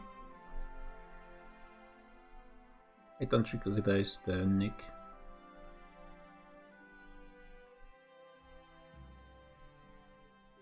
MJ, I guess. Oh, you're just a viewer for Twitch. That's rare. Like the majority of people watching are players. Welcome. Enjoy the overlays. Oh wait, overlays are off. Okay, fixed. Yeah, by now we have like 40, I think. And usually we start campaigns with around 80. Once we start with over 100. Just, I think it's the holiday season, so there's not as many people wanting to join. So let's check the player wars. Currently we have Iberians pushing into Morocco. And, oh my god, just do them all at once, please.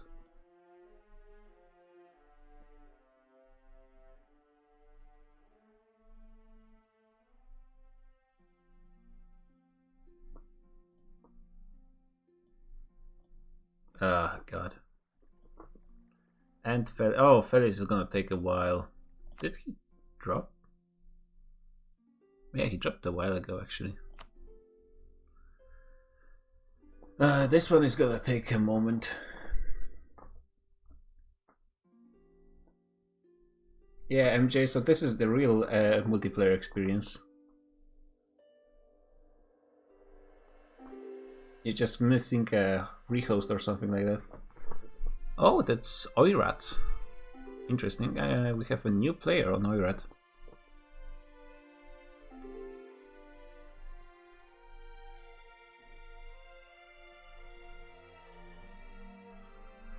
Yeah, Felix is Carlos Rex is Mexican, so I mean, it doesn't necessarily mean that his internet is bad, but his internet is bad. Actually, it might not be his internet, but more like his PC.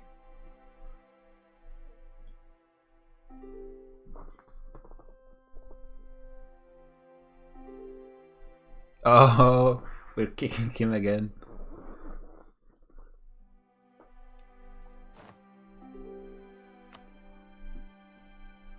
Okay, let's go. And meanwhile, Timurids, who are fighting not only QQ but also Mamluks, and have the Mamluks are receiving condottieri from the Ottomans. Timurids were doing pretty well, holding onto the war goal, but at this point, looks like their numbers are just dwindling. Why did Bengal pause?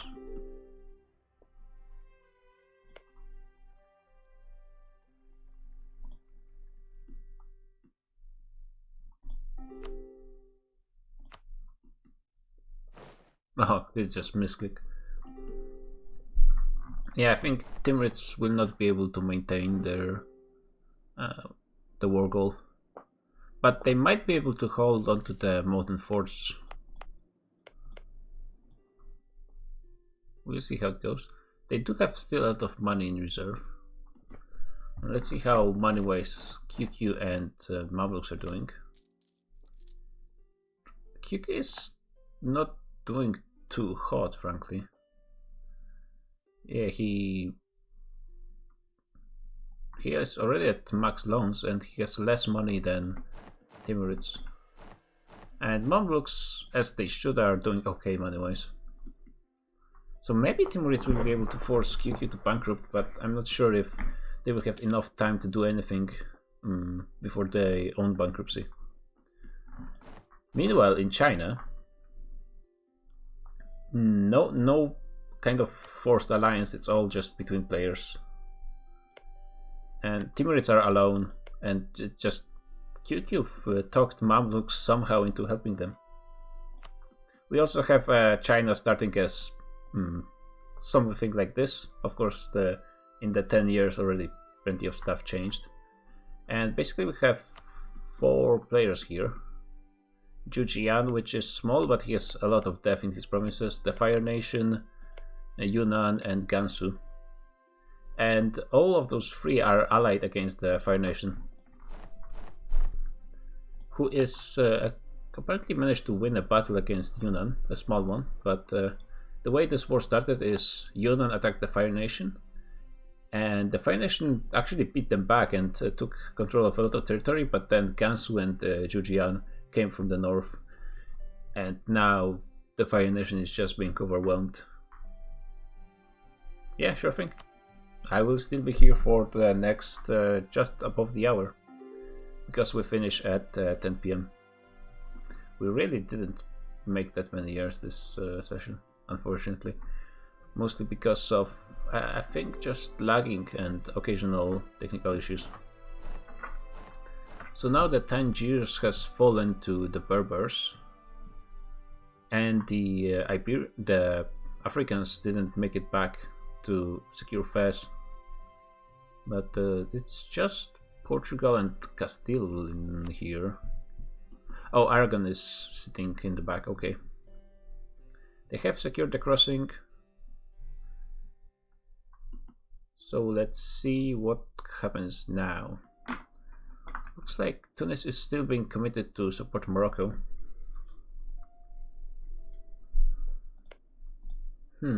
Interesting.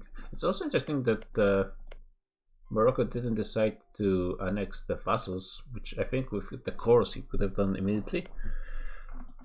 Maybe it's something about the missions?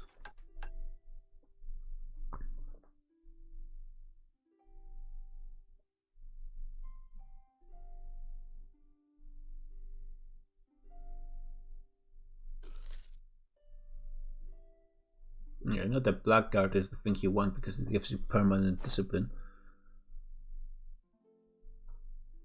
Ooh, looks like Portugal is trying some sneaky naval invasions.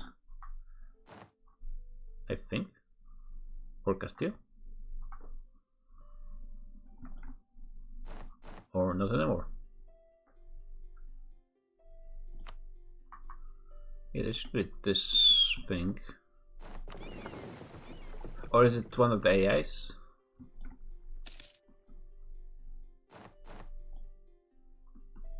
Honestly, I have no clue what's going on.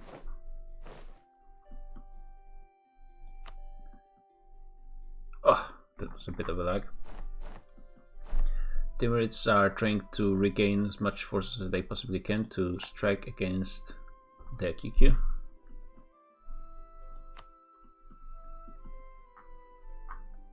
There is not that much pushback against the Fire Nation, surprisingly. And they almost have 50% on Yunnan, and once they get to 50% they can start to try and hit them out. They could also try to take the Defender of Faith. And it's 500 tickets for 5% morale. That's not too much. In the small balancing mode we changed where the Defender of Faith works. Instead of being stronger the more nations follow the faith, it's reversed. So if you're the only nation with the faith, you get the strongest Defender of Faith. Just a way to balance the religions that are just kind of weaker than the others. Oh, Oirat, by the way, is a player, which I forgot about. But they are not doing anything yet. Meanwhile, we have actual Manchu. So that looks like Saturn hanging out with. That's pretty cool nick, if a bit long. And managed to do pretty well forming his new nation. Started obviously as Zhangzhou, and the core is gone already, but whatever or however you pronounce it. Yeah, it looks like the the other Chinese have a bit of an issue. I'm not sure if what kind of this issue is. If it's just the communication between them or something, because they're not really pushing. Or maybe they're waiting for Fire Nation to bankrupt, but that's actually gonna take a while. Like quite a bit of time. So I'm not sure if that's the good strategy. Middle Gansu, it's actually first time I'm seeing Gansu this strong. Fujian is still the strongest. But damn, Gansu is looking nice. They managed to conquer almost all of Shanxi with pretty good mountain provinces. I'm not sure if Fire Nation realizes how close he is to forcing Yunnan out. And with Yunnan out, like, I mean, at least he'd have a chance. Yeah, Yunnan certainly realizes it because he's going for the war goal. Meanwhile, on the other end of the world, the Iberians are not doing anything. And I mean, they might get to, yeah, they should get to 50% with just Tangiers with the ticking war score, but then what? Like, they will take a bit of land. Yeah, they cannot take unoccupied land in a peace deal. That's actually in the rules of our campaign. Meanwhile, Muscovy managed to take Novgorod, but Sweden at the same time managed to take the coast from Novgorod. Oh, they might have actually been fighting in the same war because they are allied. Muscovy's only ally, actually, player ally. Let's see. That something actually went in India. Shanpur is chilling, Bengal is chilling. Bahmanis and Vijay are chilling as well, which is probably the most surprising part. Usually those two don't really hang out with each other that well. Oh! So QQ managed to win. And he took the good provinces for that you need for forts. Yeah, this one is really good. This one is good, but like on its own. These teams can go from here. They might be able to go through here as well. I'm not sure how the forts interact with your enemy provinces. They should be able to just walk across here, I think. It's still, unless Timurids manage to find some allies, they won't be able to fight against the entire Middle East on their own. But that leaves only 2 wars, I mean, technically speaking, 3 player wars going on. And the Fire Nation is pushing into Fujian. I'm not sure if that's... I guess maybe they're just trying to force a peace of some kind on Fujian, and then they'll take 100% from Yunnan, who is weaker overall. There's a lot of troops going against them. The Yunnan is also sending their general and a lot of their troops. Yeah, all of the Chinese are fighting on Fujian. Oh, there's a lot more morale. Fire Nation, they do have discipline and they do have a great general with a great trait as well. But I don't think that's going to be enough, especially against big numbers advantage of the other Chinese.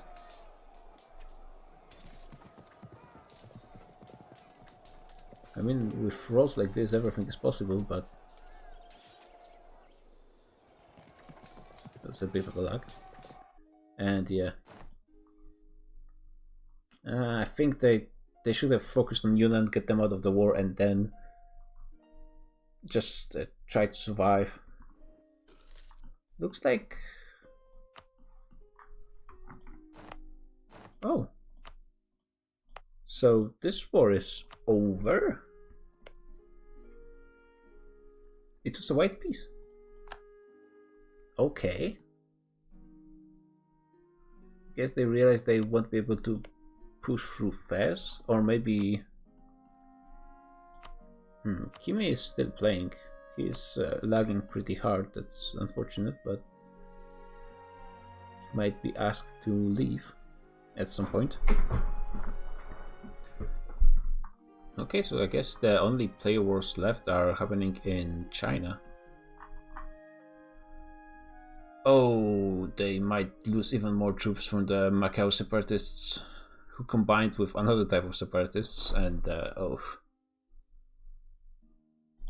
that's gonna suck. And they're also not starting the war at the same time. Oh damn. Well, they actually might win this, but it's like manpower lost that you cannot recover. Looks like Yunnan got his next mill tech. They also regained control of their gold mine, which is the most important. This is, at the beginning, it might be the most important province in China.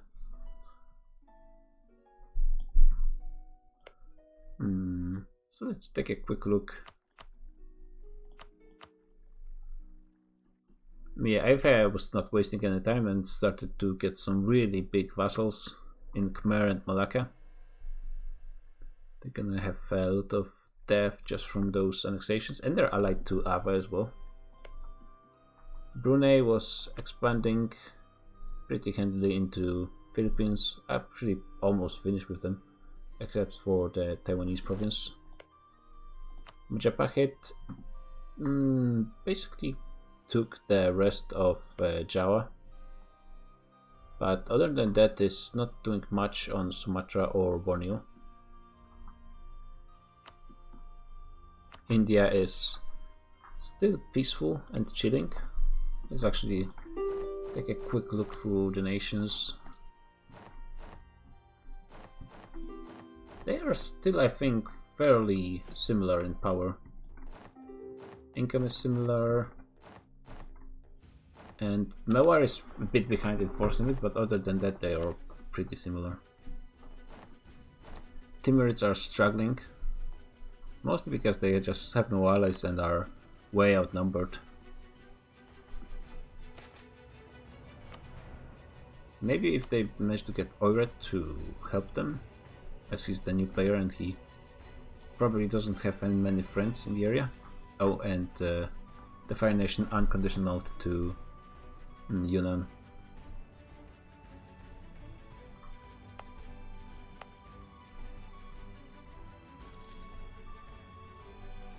Which probably means it's GG for them. They're gonna lose a lot of land in those two wars. They might be actually just fully annexed.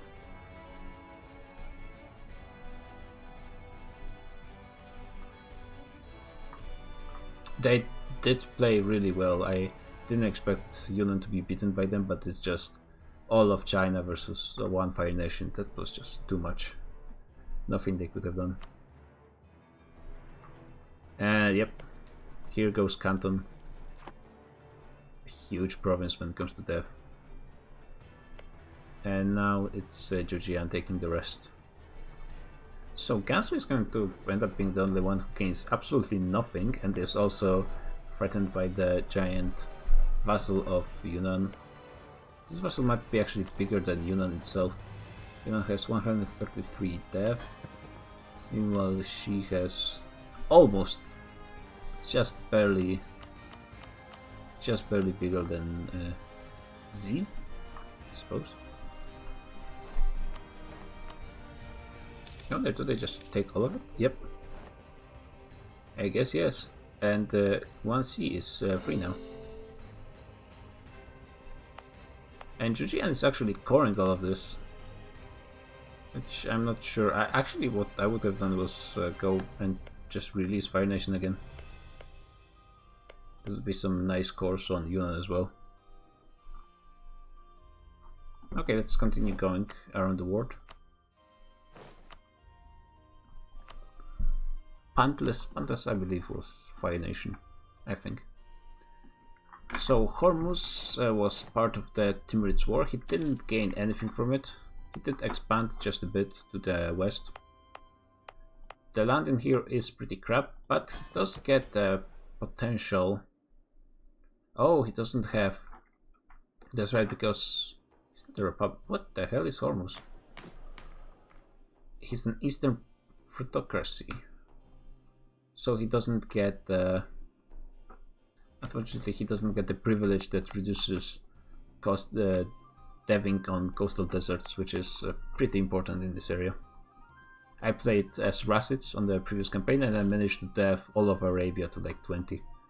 And it's pretty nice. Though Rassids have also a bonus, they have a special government that they can get minus 20% local dev cost in their capital state, so you can just move your capital all over the place and keep deving. Mamluks still didn't expand, didn't get anything from this war except the promise from QQ to gain Iraq, and they also didn't expand anywhere, not into Arabia, not into just. I mean, not there. They have a deal with Ethiopia, but they're not gaining any land anywhere. So let's hope they manage to survive. I mean, they should be still doing okay. They are still the 3rd GP.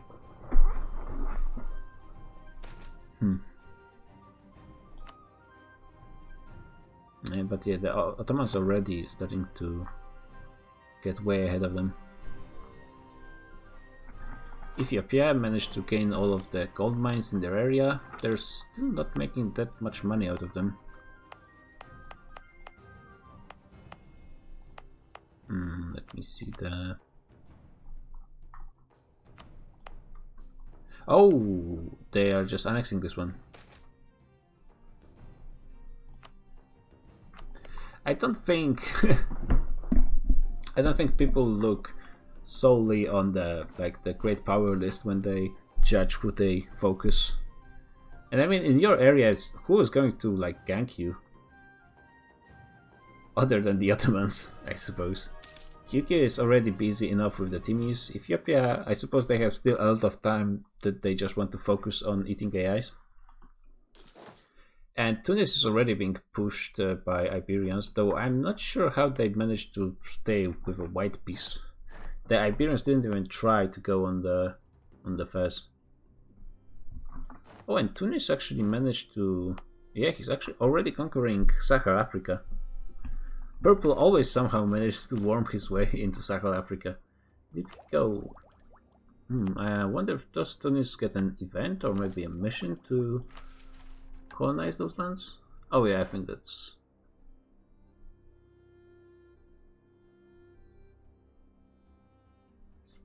probably one of those or something. And Morocco actually this time took all of his vassals. He's gaining some money from Mamluks and Tunis. Morocco is not looking too bad. I mean, he's waiting twice the money of Tunis and still is getting money from him, so that's pretty good. The gold in early game is really paying off. He's almost making as much as Mamluks, which is, I mean, crazy. He's really getting a lot of money. 200. Damn, that's a lot of money. Castile also has their gold mines, so they're just racking in the cash. Aragon and Portugal are pretty even. But before I go to Europe, let's take a quick look at the rest of Africa. Mali didn't expand much more than what they did when I looked at them before. They took control of the coast, they managed to expand a little bit, they took a fort, which is very annoying to take in this area. The sieges take a long time. But they didn't start a war versus Songhai, which Tunis is actually going for, so I think now would be a time. The Mali is allied to Morocco, that's interesting. Congo managed to conquer, I guess, half of the territory they have in their backyard, but Kilwa looks like was... Actually, let me compare those two. About the same income, but a fair bit more death for Kilwa. So it looks like Kilwa was more aggressive in their expansion. they're already finishing their part of the map. And now it might be a race towards... Oh, actually it's not gonna be much of a race because Kilwa is already conquering land in the Lake Victoria region. Which, I mean, it's not great land, but it's death. And when your only rivals are Congo and Ethiopia, you just... As long as you're stronger than those two, you're good. I think currently Ethiopia is stronger than Kilwa. Yeah, way stronger, but like there's still a fair distance between those two. And Kilwa didn't go for Madagascar yet, which I would also... I think it's an important target because players might be seated in here. So we want to kill it before anyone starts playing there. We still don't have any player wars. I guess it's only 45 minutes till the session end, but still. It's the first session, we barely crossed the first 10 years of the game. So that's all of Africa. Let's start going for Europe. France was really passive this game. They stayed allied to Burgundy. Looks like they conquered just a bit of land in Provence. They didn't go for Brittany. They might get a personal union between Burgundy and Austria. I mean... They're not doing too bad, but they're... Like, somehow they're a bit behind on admin. They do have a good set of advisors, that's for sure. Running some level 2s, I think, as France is a very good decision. Might have a high autonomy.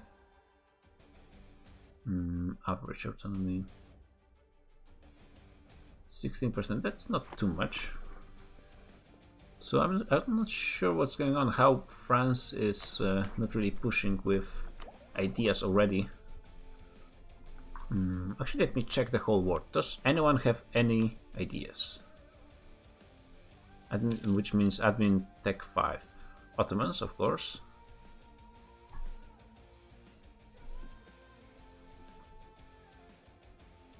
No.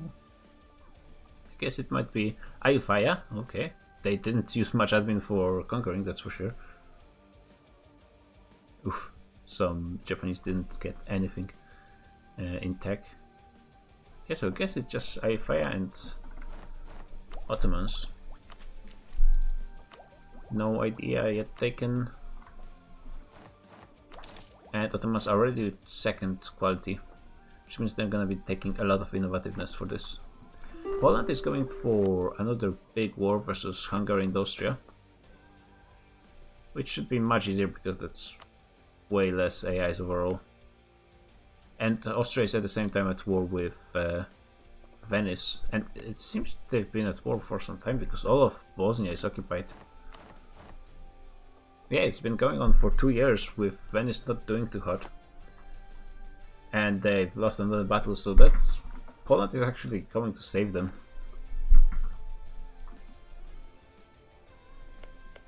But if Venice was... Oh, server lost? I wonder if that's just me or... Oh yeah, Sheffield crashed, so it's gonna be a quick rehost. Okay, that was pretty fast. And someone is apparently missing. Kradiax was saying that, so maybe it's someone in India, maybe Mawar? No.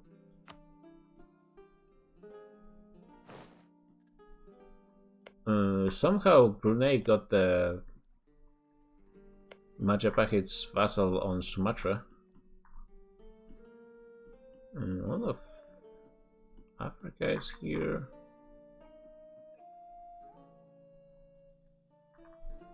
I'm not entirely sure who's missing.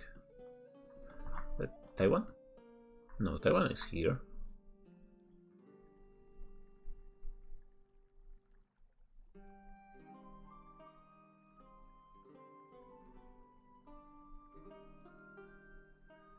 Oh, he was subbing someone?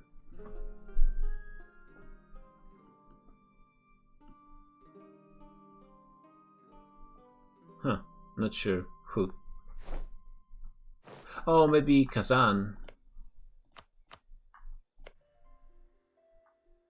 Not that Kazan is doing too hot, to be honest, because... Oh, is that a vassal? No. Just a tributary state, so... Kazan is not doing too hot. They didn't really expand into the Great Horde.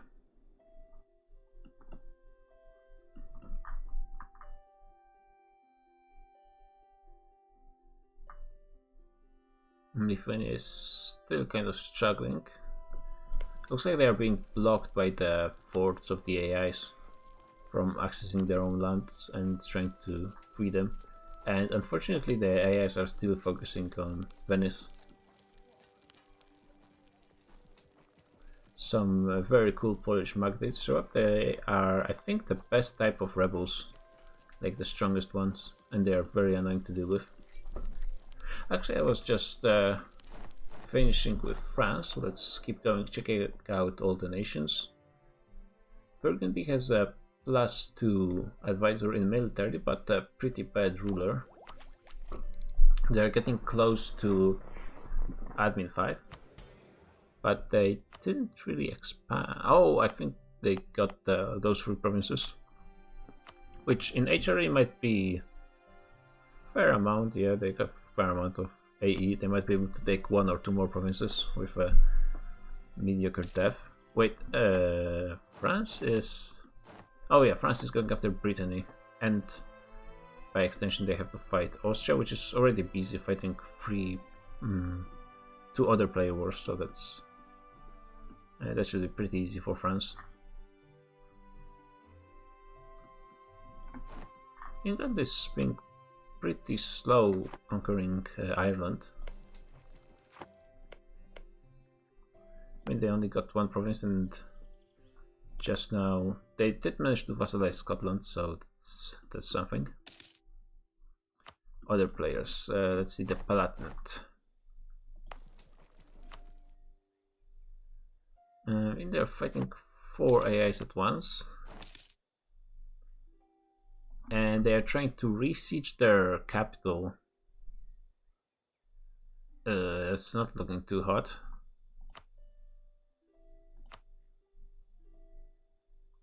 They don't have any occupations on their enemies. That's tough. I mean, they didn't lose any big battles, so I guess they're just being out-sieged. Meanwhile, Hesse is also finding a pretty tough war, and at least they have an ally in Cologne, so that's something that's gonna distract the AIs.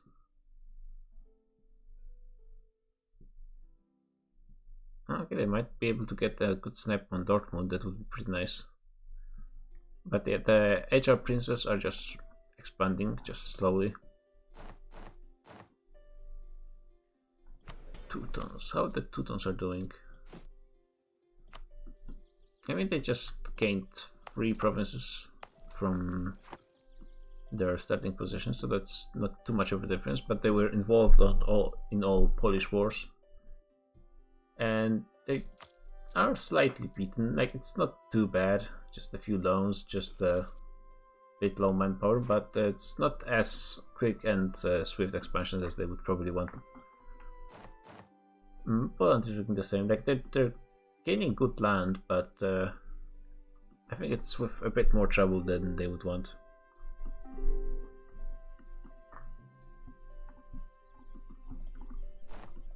Sweden got a bit land in Novgorod and started to take land from Denmark, but other than that they're just chilling. I guess now they have an opportunity to go into Livonian Order as well. And Norway is going to be preparing for a 2nd round versus Denmark pretty soon. This year actually they might be able to do it.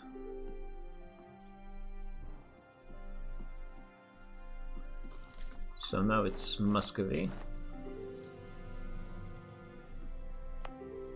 Because of all the text, they think they started improving, or maybe not.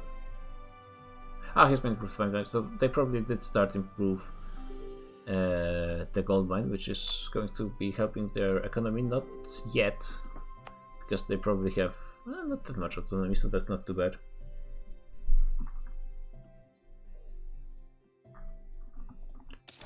And then the Ottomans looking pretty sweet, as Ottomans usually do at this point of the game.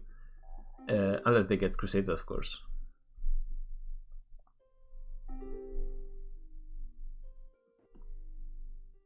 Yeah, good income. Very good force limit. And unlike Mamluks, they actually spend their time expanding.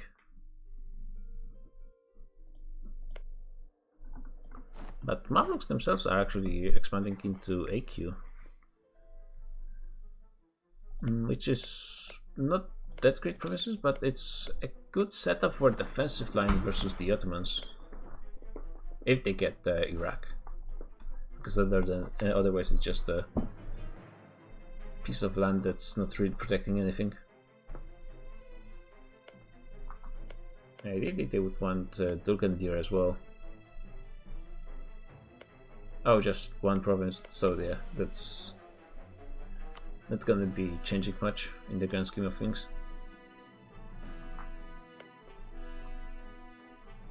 Taiwan is at war with Fujian. I wonder what's... Oh yeah, it's just Fujian going after Taiwan. Well, I guess, you know, it's hard to pass a province that's good. 37. Actually, I should check the institutions. Yeah, it's in... Yeah, and you get the Renaissance for free as well. So that's a good enough reason to go for them. Bakhmanis has the institution, and it's obviously all over Europe. Apparently the Ottomans are supposed to get... They have a deal with Mamluks to get Anatolia.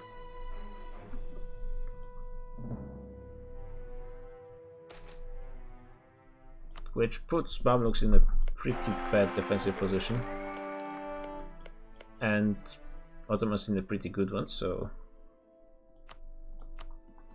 I wonder about that.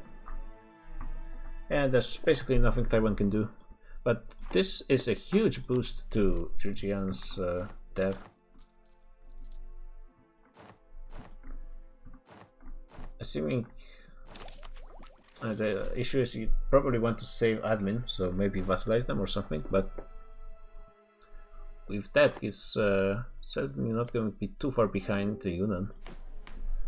Let's say it's 209 for Georgian. And Yunnan has... he has a fair bit more, almost 100 dev, but he has all of it in vassals. And Yunnan is in a far worse state, I think, overall. Just 5 loans, he's actually repaying them crazy fast.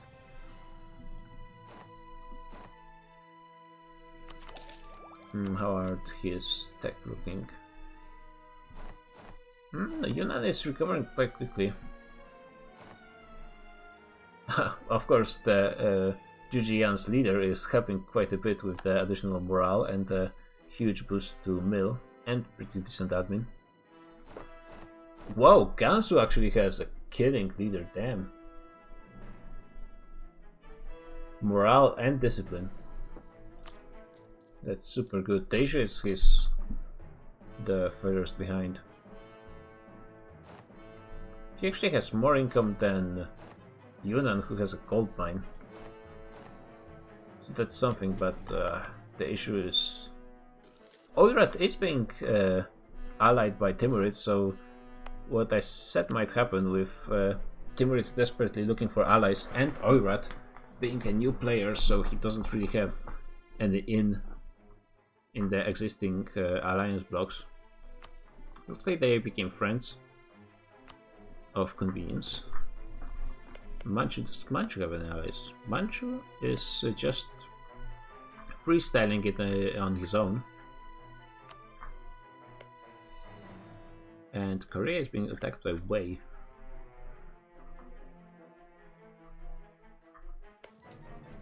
Yeah, there's nothing Taiwan can do. Yeah, I think he only has 2 provinces and both of them are being occupied already.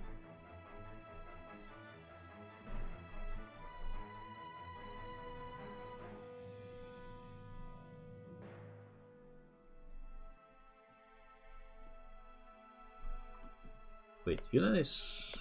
I guess he's just part of this war? Yeah.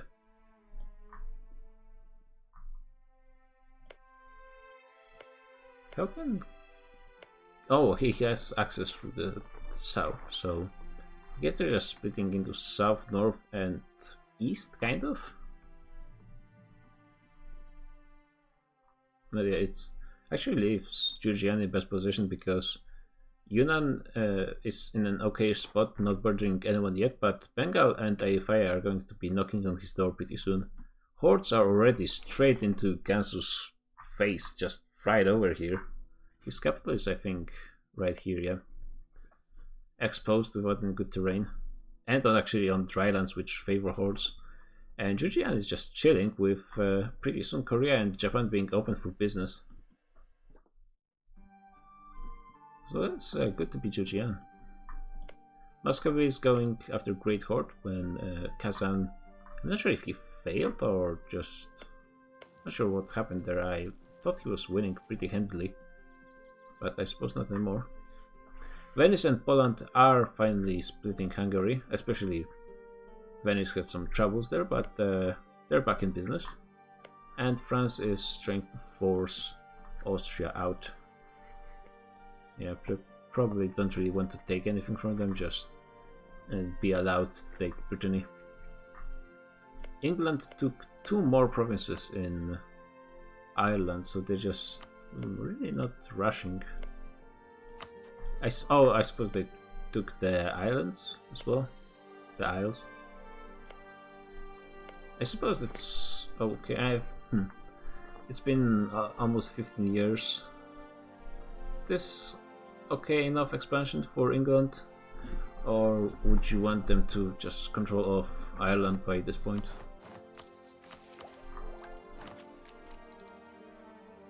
Yeah, I think they should have just took a vassal in Ireland and just focus on grabbing it all into this one vassal.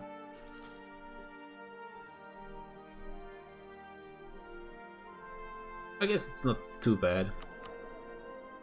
We do have a -3 that's 50% cheaper, so that's very cheap advisor. If you can grab him, then it's...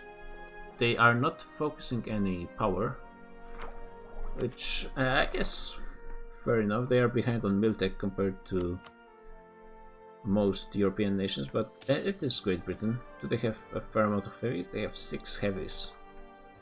That's not too many. Yeah, Castile is... The Iberians could very easily force their way into the British Islands if they wanted to. France is not really a contender. Neither is Burgundy. So I suppose England is safe for the time being, despite not having any allies. Oh, Burgundy is going... What? Who is...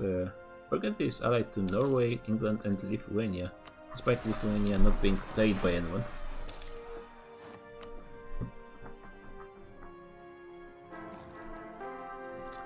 Palatinate is still struggling.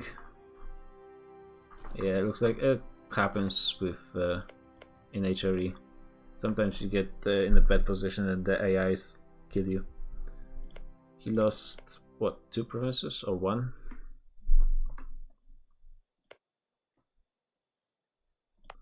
Pretty unfortunate. Hesse is looking slightly better, but not that much.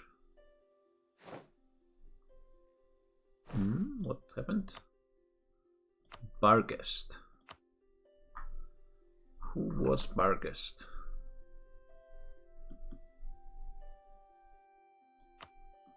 I remember checking that before and I already forgot. Tunis already has a mattress. I bet you I added the Palatinate.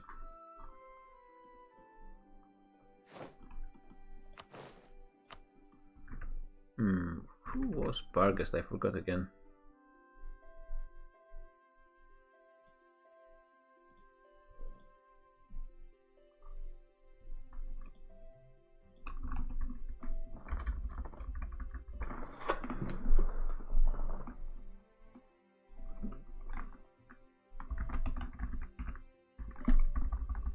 Why can't I search for a player?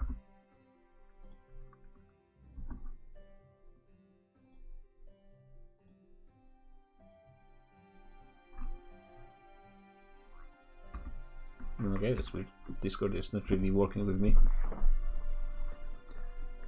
Let's do a quick check. Can I just find him by hand?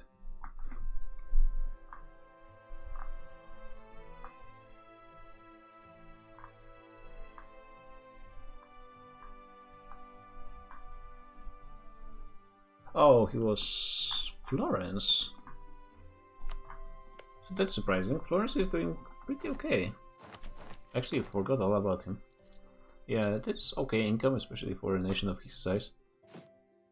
It's like, looks like the AI fired up the golden era. But tech-wise, he's doing very good. Almost get the 5 admin. Let's see if anyone else managed to grab it. Castile is super behind on admin.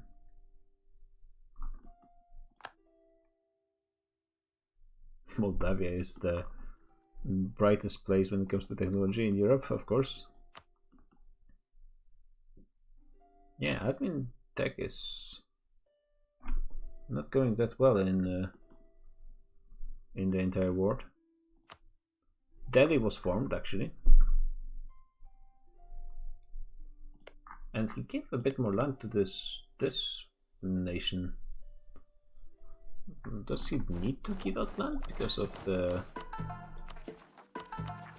governing? No. What's this all about?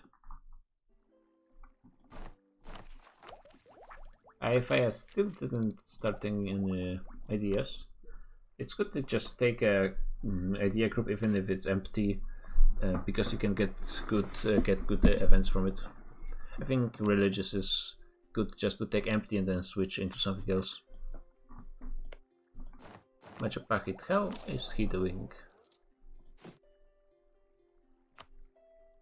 Okay, she gets 9 galleys, which is comparable power to Brunei.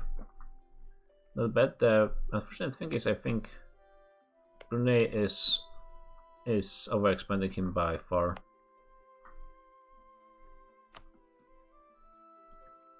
And he at least has Ternate, which is doing some colonization, and Makassar as well. So he's not using his admin, which is good. Manchu are going for Korchin. The siege of Taiwan is still going on.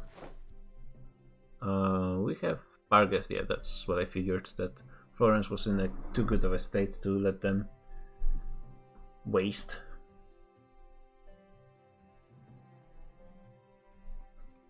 And loading pretty quickly as well, that's nice.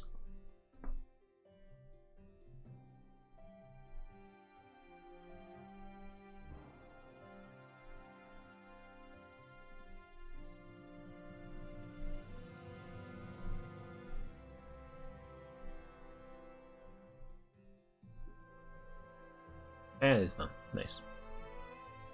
It's gonna take a while because after it reaches 100%, for some reason you can't just start immediately. Like you'd think you'd be able to, but unfortunately not what the reality is. Okay.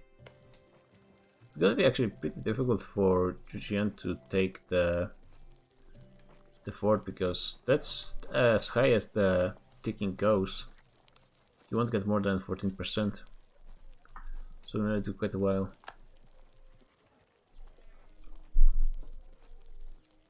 Maybe he'll get lucky right here. Also, we need to go to speed 2. Nope. And this is Outbreak again. He's losing manpower and money in this whole endeavor. Faya is starting to look really nice. Here he controls basically half of Indochina. I wonder where is he on the great power list. He's actually almost kicking out England. He's very close. Yeah, Ayufaya, once he starts annexing some of the stuff, he actually was a great power for a while. just got kicked out by probably England, I assume.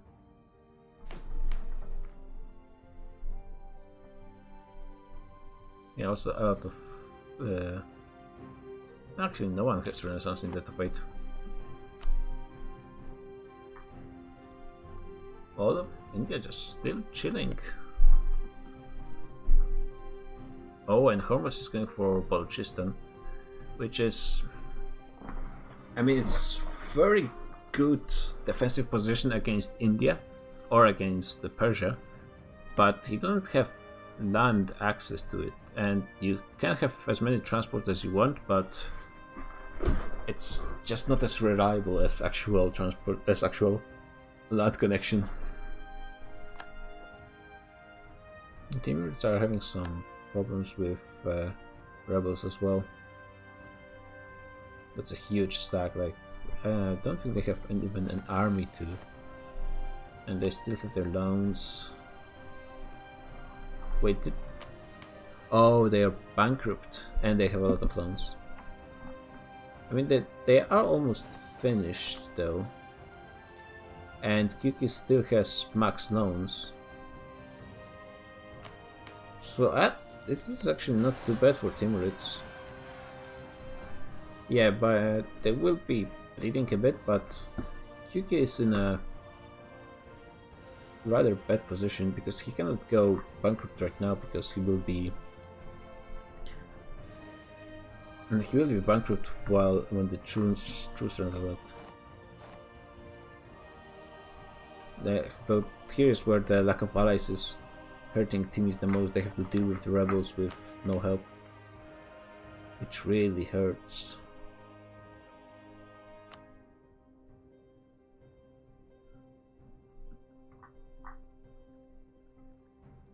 Where is Majapahit expanding?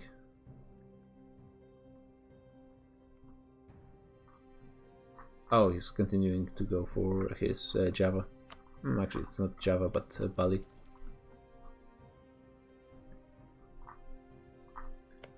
And now this thing is annexed as well. Okay.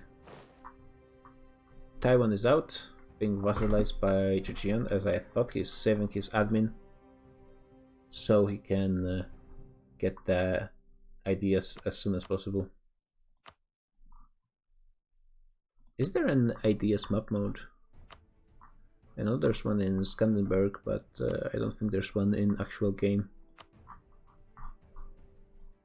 How far? I cannot see much in the ledger, other than the armies. Delhi actually has a bigger standing army than the Ottomans. And Austria has the biggest force limit, despite being an AI. But that's because of the Emperor mostly. Delhi is keeping a huge standing army, but they do not have anyone to use it against, really. They are still too far away from... Wait, they actually can declare on Timurids because Afghanistan is a vassal. And they are in a prime position to do it, but... and Muar is moving in? Yeah, but that's because there's an OPM that he needs to finish for his war to end, so... Huh. Delhi has a huge army that he's keeping on full maintenance. And he's not doing anything with it. While on the next door, there's Timurids with rebel problems and a bankruptcy.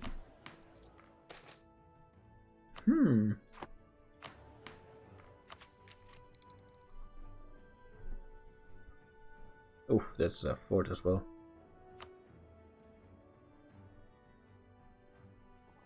Bakhmanis is expanding into Malwa.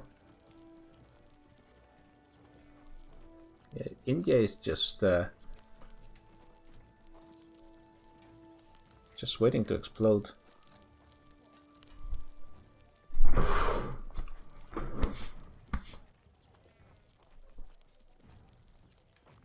Sorry, be right back.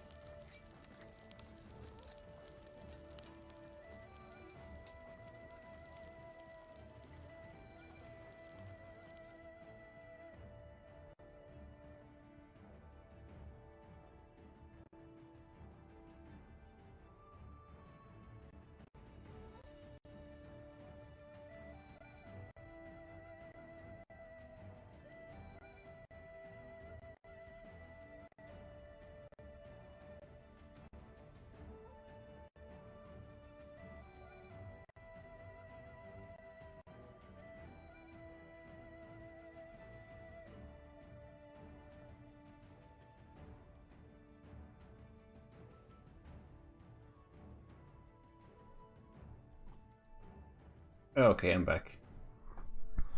Oh, and we got some wars going on. Looks like Castile, Aragon, and Portugal are back for number 2 versus Morocco, Ethiopia, Mali, and Tunis is out of it this time.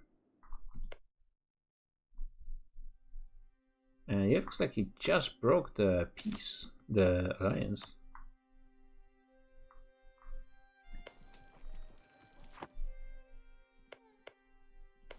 Looks like the fort got moved from Tangiers to this province, which is slightly better, but it's still no Fez. Mali is going to do anything about this. Well, he's moving his troops to the coast. I wonder if he's worried about the Iberians going after him, because that's not going to happen. And Ethiopia, for some reason, why was he allied to Morocco?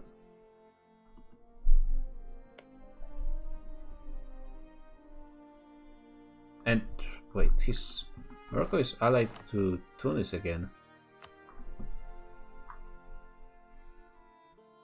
Huh?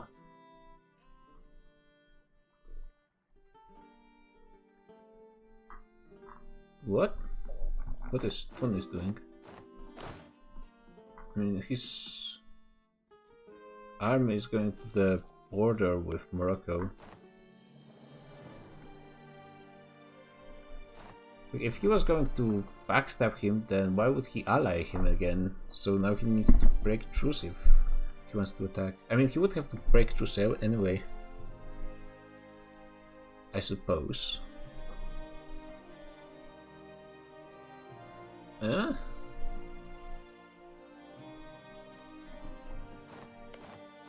I'm not sure what's going on. Naples is trying to do a naval landing, but that's not gonna happen.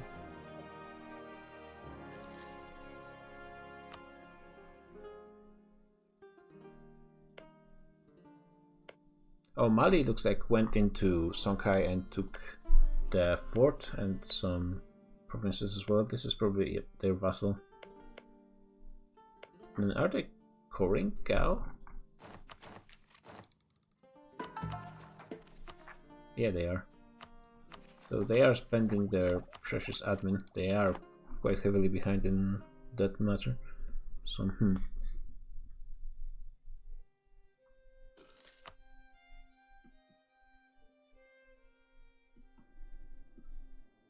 he could just walk across this if he wanted to. Yeah, he can see into Morocco, and once he's in Morocco, then he can just walk and be guided by his ally. It's still going to be very annoying to do it like this, but it is possible. And the Iberians are certainly not going to be invading the coast anytime soon. They probably would just want to kill Morocco. And Morocco is just not contesting this other fort, so I'm wondering why did he even build it then? I suppose it's giving him a bit more time to set up defenses for Fez, but then they could... There's nothing stopping them from sieging Fez right now. I guess it is a bit of a mind game. It's just, this fort is useless, it's just delaying the Iberians. Because they still won't be able to get anywhere.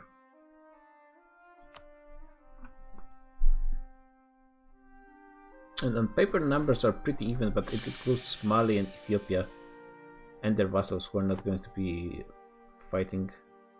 At least I think they will be. Mamluks is saying, oh wait, Ethiopia is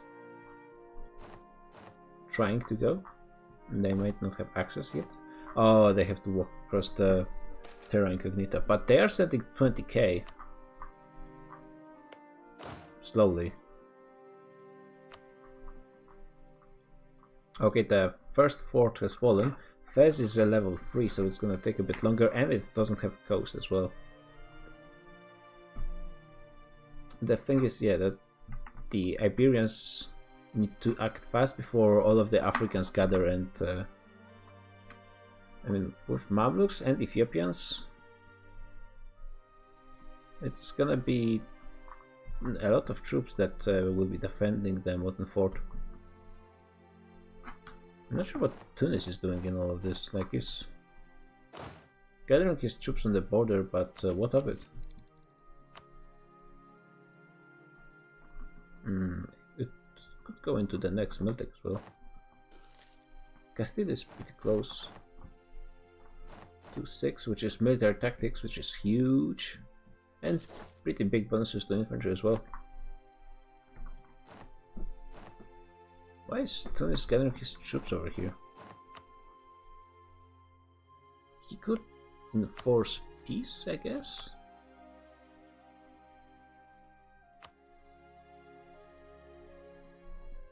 Wait, does he have a truce?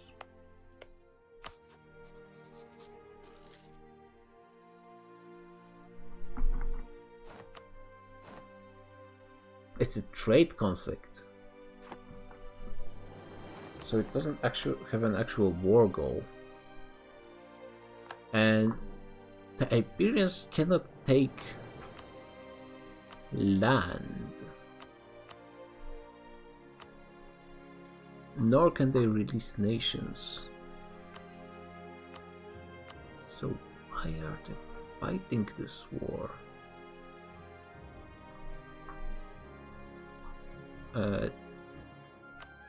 Tunis somehow joined this war.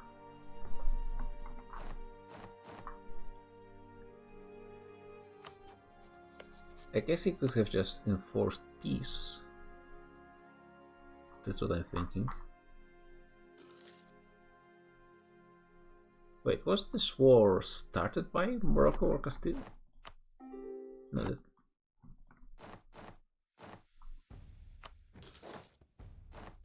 I think it started by Castile if it says Castile first, and I mean it was the Africans that were trying to gather their forces while Iberians were ready. So let's see, it's 20, 40, 50k versus 80.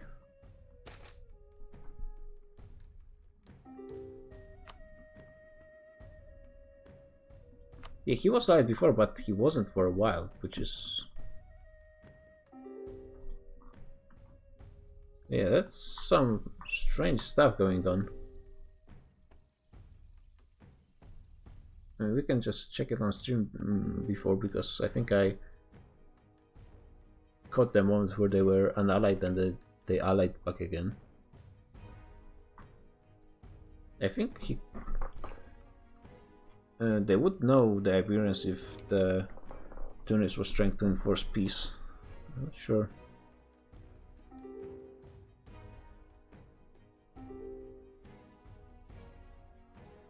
Yeah, it looked like that Tunis...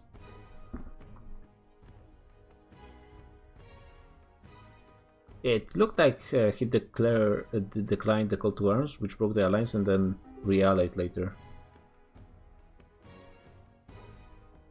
And we're actually ending in January, so I guess it will be up for mods to decide.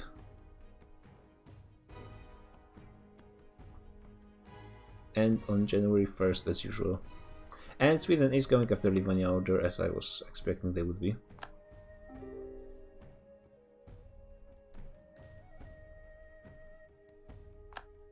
Kimi is still lagging, which doesn't bode well for his future in this campaign.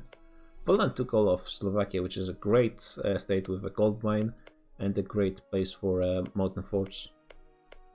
Well, one mountain fort and one highland fort. Still pretty good. And he's switching into Orthodox as well.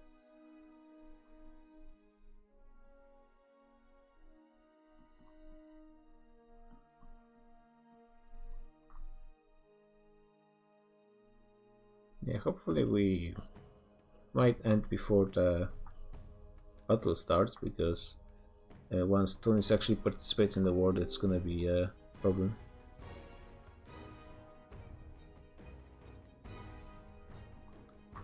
QQ is going into the Caspian Sea area. Some really good provinces in here with great trade goods. I think Timis should be out of their bankruptcy, yes. That's pretty nice for them. But they still have some rebel issues.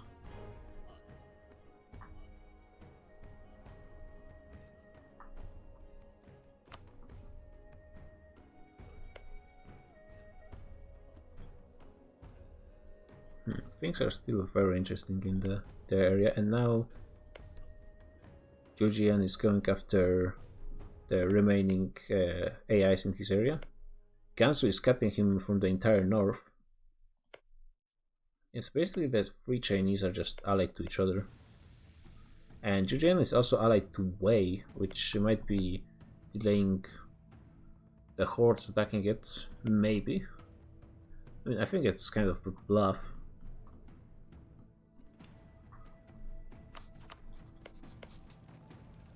And the fort is still in no risk of falling so far.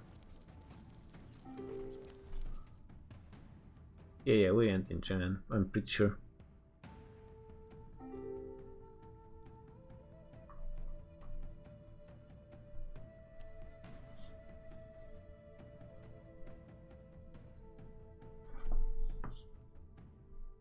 And unfortunately Tunis is engaging.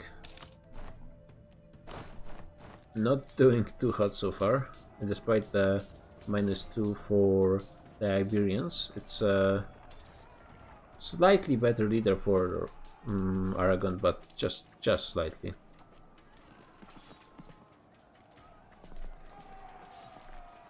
Oof, that's a lot of hurt. Portugal better be coming soon. Oh, the line is collapsing. Just made it, but it wasn't a perfect reinforce. Still, there's a lot more where it came from. And Africans are out. So, Castile might still... Oh god! This might be too late. No, they actually reinforced. Oh damn. And the Mamelukins are gonna be crushed. Actually, they're doing pretty okay. Did Castile take the next mill? No. They will be very soon, and once they have it, then they probably would prefer to avoid taking it. Okay, looks like... I mean... Once Fez falls, it's going to be very difficult to defend Morocco. And they have... they do have forts in... Ah, but they don't have anything protecting this thing. So, yeah.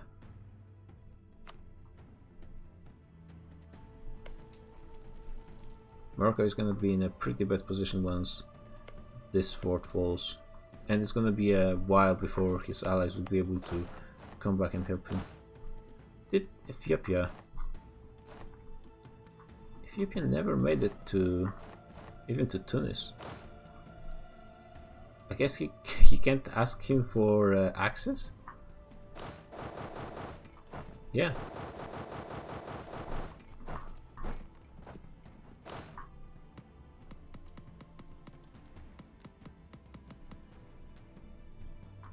Yeah, that's tough for Ethiopia. He could ask for maps, like, can't he? Oh, no prestige. Almost, but not. Okay, looks like Iberians are going to be parting in Africa in the end. Yeah, they have Fez, so that's the key.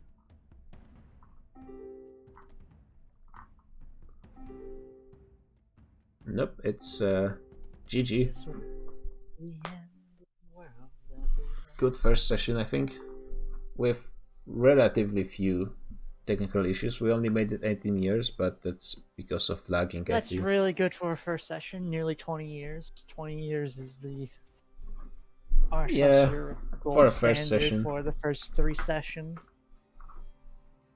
For the first session, I guess it's okay. Though we did have very much lower numbers than usual, so I was hoping we would actually get a full like 20-something years. It's still okay.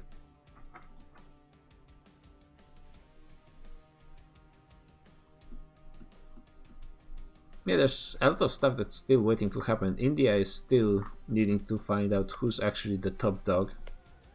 And I guess it would be the northern people winning, like Delhi, Bengal and Mewar, because they are actually allied to each other. Bengal is not allied to anyone. Okay. Well then I guess it leaves Delhi and Mewar being in the best position. Kind of, but this leaves things up in the air then. if Bengal is not part of the trio.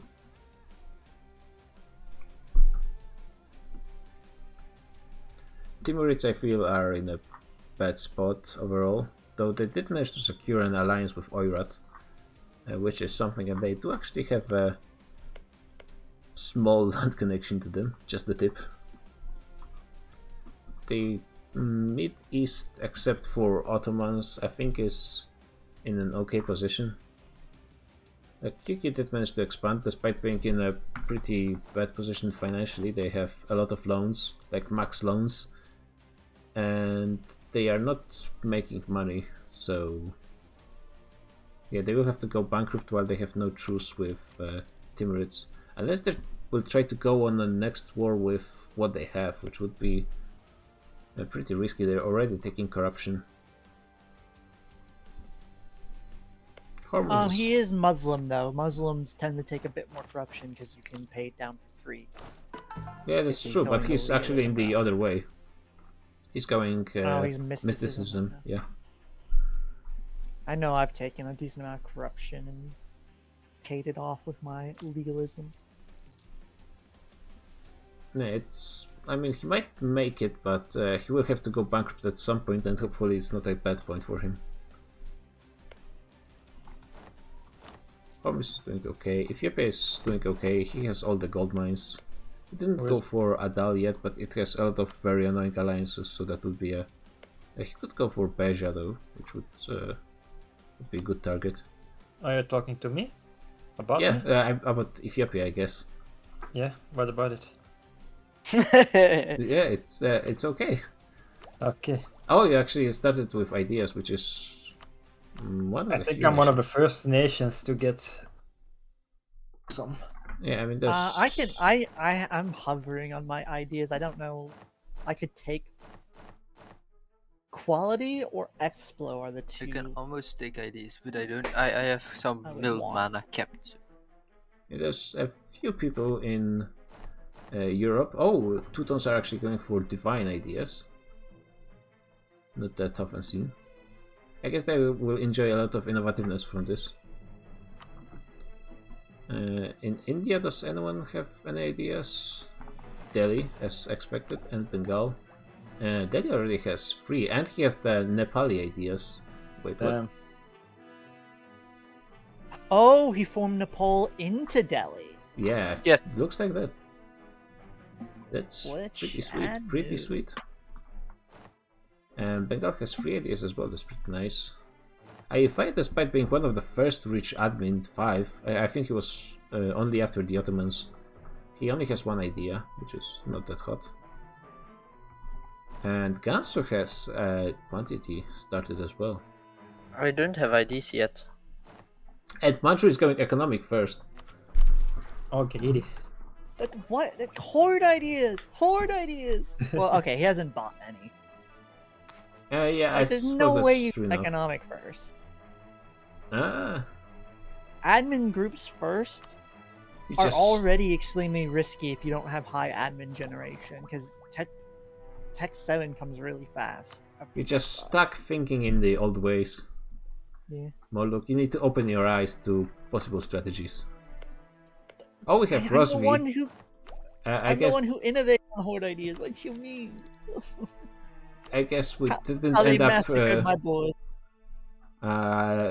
we didn't end up putting the 10 admin requirement on Rosvi, which I guess maybe it got lost somewhere. Congo is still mill free. What? I guess he devved Renaissance. Oh yeah. Yes, Congo Deft Renaissance for us. Yeah, and I think Kilwa.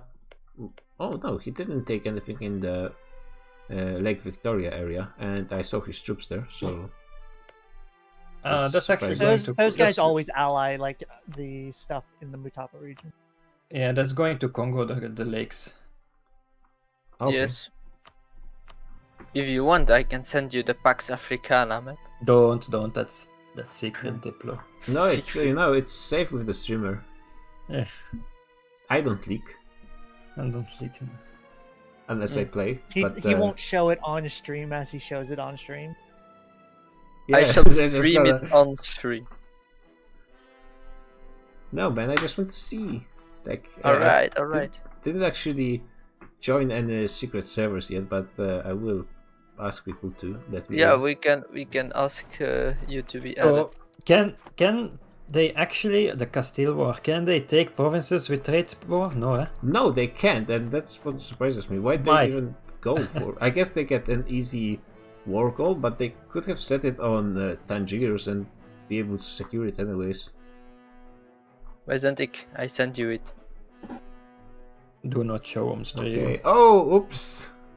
Oops, I accidentally put it on the wrong. He slipped on the soap in the bathroom. on. Yeah. Yeah, I was actually going to help in that war, but my armies are stuck in Mamluk territory because I Yeah, cannot see shit. because of Tunis, right? You cannot Yeah. cross into I Tunis. cannot see, and I don't have the prestige to request maps. Yeah, like if you could request access through Tunis, I think you could go, but you can't see him, so I that's can the see issue. Tunis. Yeah. Also, I heard a lot of commentating on me not inting Ottomans and working too much together with QQ. I mean, yeah. Yeah. It worked out. Everyone knows the investment- Mamluk Ottomans alliance is a cowardly alliance. I mean, Oh, like, well, I am it a worked out coward. for QQ, kind of, but not for you yet. Well, I mean, if he doesn't give it to me now, he's a real dick. I've made him win the Welcome war. to EU4. How many Yeah. times did you die the last campaign? I mean, look, Only listen. 2 times. Kimi actually betrayed someone today, okay? It's not the first time. Kimi betrayed me when I was in Japan. I was Shimazu and he was Hosokawa. So it's not the first time. He was kind of Yeah. obvious about it, but still. Yeah. The moment Veli said that, like, I've made a deal, he's going to break alliance, we were like, this is shady, bro. yeah. Kimi is not exactly the most sneaky spy master in this game. Yeah. I mean, he always surprises everyone when he betrays them because they wouldn't never expect it. Does anyone know the deal between France and Burgundy? Well, I mean, so far the deal is they're not fighting each other, which They're allied, right? yeah. And what is interesting, England gave up Bordeaux to France, but they kept Normandy. Yeah, they were allowed Glover to said keep it. us that he was surprised he was allowed to keep it. Yeah, not that much happening in HRE, like the Palatinate kind of died. To AI, no? To AIs, yes. Which I guess happens in HRE sometimes, and Hess is struggling. He is winning at this point, I suppose. At least on paper, but not sure if that was worth it. Like, the How is worst- Dithmarsh, and maybe Veli can relocate? Yeah, I guess the good thing about Dithmarschen is Denmark is super weak right now, so you can get a lot of easy death at the start. Because the problem with Dithmarschen is you start surrounded by the city-states, and they are very annoying to take, despite having a lot of death. Yeah. It's hard to build up your power base as Dithmarschen. I mean, last time I played, I subbed Kimi's Arabia, and Bob was Byzantium, and he didn't int me then when he said he wouldn't. So No, he entered Fine. me instead. you were already dead, I think, when I took over. Oh yeah? Yeah. I had But, Mewar to help me. Poor Yeah, Mewar was Majapahit, I've inting me then. contained him. Took Palembang. Yeah, how He's did a you whole take milk- Palembang? It was his allied vassal. to an enemy of mine, so I just went and took it.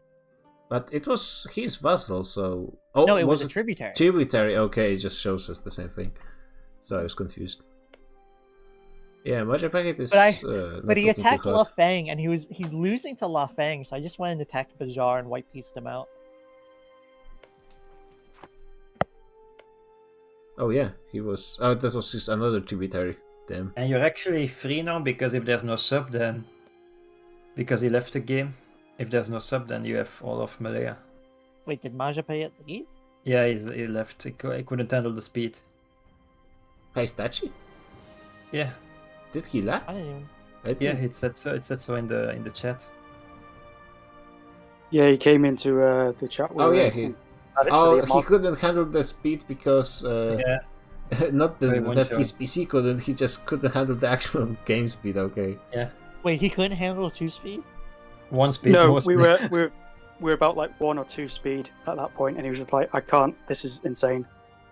Oh, he just too slow for Yeah, him. just weak, Slow. weak. Weak. Hey, at least with the bonus of the slows, you can figure things out rather than Yeah. missing things at 5 speed. Silence, if- Crasher. Hopefully, Kimi can figure out some way to speed up his EU4 because otherwise it might be tough. Unfortunately, he was lagging definitely by far the most.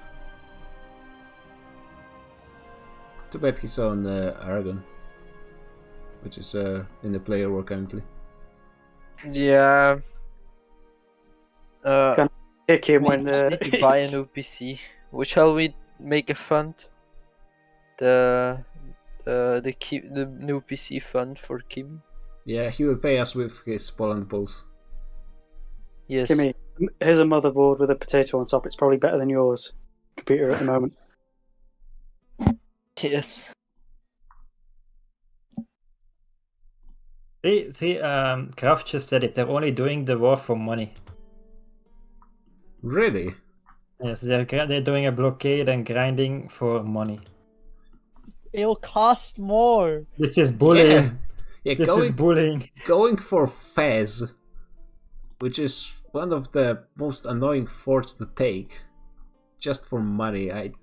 Okay. Well, Hello. Hello. Are you doing the post-game stream, Byzantic? I'm going to be finishing. I have a few more things. I'll let you take over. Well, take your time. No problem. I will go grab some food and I'll be back when How does it XVR feel to have starts. murdered 2 players in the first session, XVR? You psychopath. So basically, I was absolutely not planning on killing the Fire Nation. That's what they always say. Oh yeah, just ganked him, allied the Free Chinese versus the lone Fire Nation. And when he was winning, then suddenly, oh, that's my opportunity. So Everything changed when the Fire Nation was attacked. how things happened was that Yunnan declared on the Fire Nation, and basically it was going to be a long and bloody war, since I mean, the Fire Nation was wiping the floor with Yunnan, especially once you guys came. yeah, he had the mission bonus that gives 20% morale and infantry fire, 0.3 infantry fire, which is very strong, but only lasts for 3 years, something like that. I don't remember. So that's why how he won with the Yeah, 10k less so- troops. That's a very very strong bonus that that he got. It still exists, so you can check the mission tree in Macau. Oh yeah, tiny Um, Fire Nation. So he pushed Yunnan back, but Yunnan has a lot of vassals, so he had the force limit advantage. He had a way bigger army, so it could have been a very long war. And basically, I was allied already with Yunnan and Gansu, even without planning on fighting the Fire Nation. And Yunnan was asking a little bit for help, so Gansu and I decided to make a second war. So that way we could help Yunnan and also get something out of it. I was thinking that you guys should just wait till Yunnan gets defeated and then attack Fire Nation, because then you also get rid of Yunnan, who's in a pretty damn good position with all the death he managed to. Yeah, so that would have been the optimal play from a purely administrative point of view for my nation. But diplomatically, Yunnan would not have been very happy with that. Yeah, since but we're allied. he might just kill you guys later, especially Gansu. Gansu is in a very bad position right now with the hordes right on his border. Yeah, so I Yeah, think But Oirat was not a player to begin with, so its Yeah. nation is not that strong, and if Manchu commits to eco instead of horde ideas, they just don't have no power. Like hordes are kind of dependent on that first group. So that's why like I basically want Yunnan and Gansu as good and strong allies, because it's like opening the door to the hordes or opening the door to the Indians by like removing them is way too dangerous. So I have a good chunk of China for myself, and Yeah, well, with I- Taiwan, it's out of depth. You might actually be competing with Yunnan for most of the depth in China currently. Yeah, and so I want to keep them as like good allies, and I think we can share and finish mopping up China, and then find ways to expand outside of China by keeping the peace. And regarding Taiwan, basically, so it's a pirate republic, so a naval nation, and naval nation are always a pain when they are not your allies, and pirates tend to not be very good allies since they want to raid. Once he finished like colonizing Taiwan, there was no more chance for me to kill him. So I had to kill him before he colonized the 2 uncolonized provinces in Taiwan, which gave a pretty big timer. And he also deved the institution, which is, well, very good. It leads to a very good province, 37 dev. Yeah, this is actually the best province in the game, at least Yeah. when I was checking it. So that's pretty nice. So yeah, I decided to kill him, to not get raided, to have the institution and a very good province, and to have one less naval nation around. So yeah. Okay, Hello. guys, I'm gonna go now, so have fun with the summary. See ya. Bye bye. Will you start stream, Shavir? Right now. Okay, I'm gonna send the people over to you. Okay, so I'm gonna send you guys on a raid to Shavir, and he's gonna be doing a talk over every nation in every player nation in the game. So that's might take actually quite a bit of time. But yeah, I'm not sure if I will be able to stream next week. I'll see. And yeah, F Taiwan. You can always join on something else like Japan or something to carry, so there's still plenty of space for more players, or maybe something in the Americas. But yeah, guys, GG, and see you guys on the next session, hopefully. Guilty.